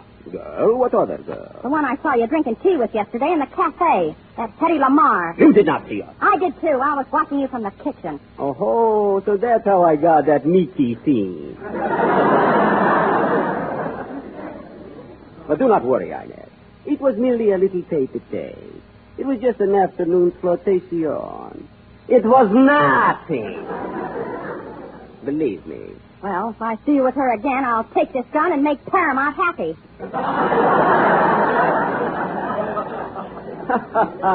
My little cobra, you are so excited. Come here. Close your eyes and tease Pepe. How else do you think I can do it?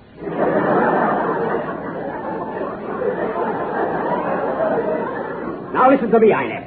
Hey, Pepe. What is it? You know that beautiful girl you had tea with yesterday? You mean Hedy Lamar? Yes, she has come to the Casbah. She wants to see you. Oh, then she did come back like she promised. My Hedy. Aha. I knew you were lying to me, you dog, you puppy. I'm Pepe. You're in love with that other dame. But you'll never live to see her again, Pepe, because I'm going to kill you. Inez, you are insane. Put down that gun. I won't. Put it down, I say. Right this way, folks. Follow me, everybody, to Studio B. That fellow again. This room has a seating capacity of 300. 25 left since I was here last. Hey, Chief. Look at that dame over there with those big diamonds. Leave her alone. She is a tourist. Quiet, please. Now, folks, you will notice the beautiful decorations on the wall, the new hat on Miss Livingston, and the lousy acting. Now, are there any questions, please? Yes. How does this building differ from Radio City in New York? Well, in the first place, this one is much smaller. I know that. But has this one got the same kind of central pharmacy that you have in the Massachusetts? Or is it just the central pharmacy that you have on the Massachusetts? Oh, yes, but ours is the more advanced type. Pepe, I am going to kill you. Wait a minute. Any other questions, please? Any other questions, please? Just one more. Now, that switchboard over there, is that a Benwilcon from Boston? Or is it a Belgian Gendididit? I beg your pardon? I said, is that a Belgian Gendididit? I still don't get it. He said, is it a Belgian Gendididit? No, it isn't. All right, folks, follow me to Studio C. Kenny, come back here. Oh, shucks. All right, Inez. So, you're in love with that other dame, eh? But you'll never live to see her again, Pepe, because I'm going to kill you. Inez, put down that gun. You don't know what you are doing. I don't, eh? You are crazy, Inez. Give me that gun. Hey, Chief. Here comes Hedy Lamar now. Wait, Inez. I will prove my love for you and send her away. Come in. Hedy, my darling. Hiya, Pepe.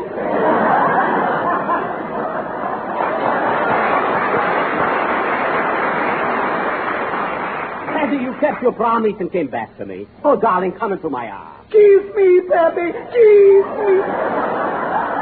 My sweet. Doggone it, I forgot to put my lipstick on. Oh, so this is the dame you threw me over for, eh? Yeah, ain't I hot stuff? Inez. Well, say goodbye to her, Pepe, because you'll never live to see her again. Oh. Inez, what did you do to me? Oh, Pepe, I'm so sorry I shot you. Don't worry, Inez. It was nothing. Everything is getting better. I feel myself soft. Goodbye, Inez. Goodbye, Pepe. And you. Goodbye, Hedy. So long, Buck. Oh, Playfield.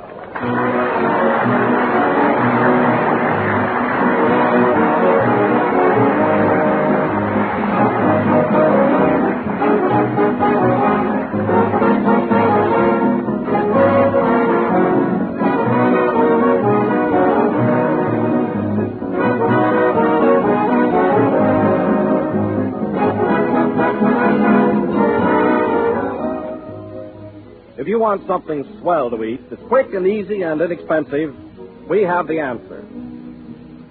It's the new Jell-O Vanilla Pudding, a rich, delicious, creamy, smooth dessert that's the grandest discovery in years. Jell-O Vanilla Pudding has a wonderful flavor, tempting and delicate, for it's made from real vanilla, no imitation flavoring, and that's why it tastes so good. It's easy as can be to make, and with only a few minutes cooking.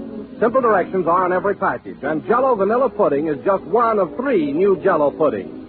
There's butterscotch pudding, mellow and smooth and tempting with that real old-fashioned butterscotch flavor.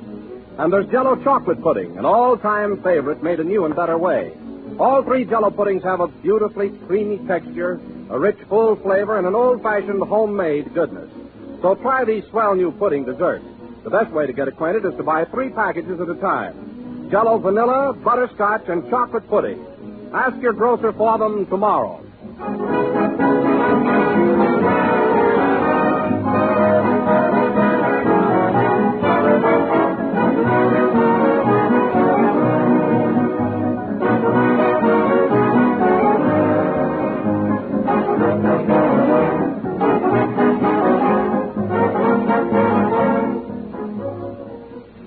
The last number of the 4th program in the new Jell-O series, and we'll be with you again next Sunday night at the same time. Meanwhile, I hope you all enjoyed our version of Algiers. All right, Mary, let's go. Just a minute. Come in. Mr. Benny? Yes? I'm mad at you. Why did you use me in your play tonight? Why, who are you? Just a bald-headed Lamar. Goodbye.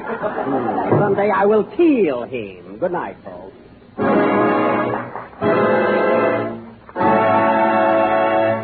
Take each other.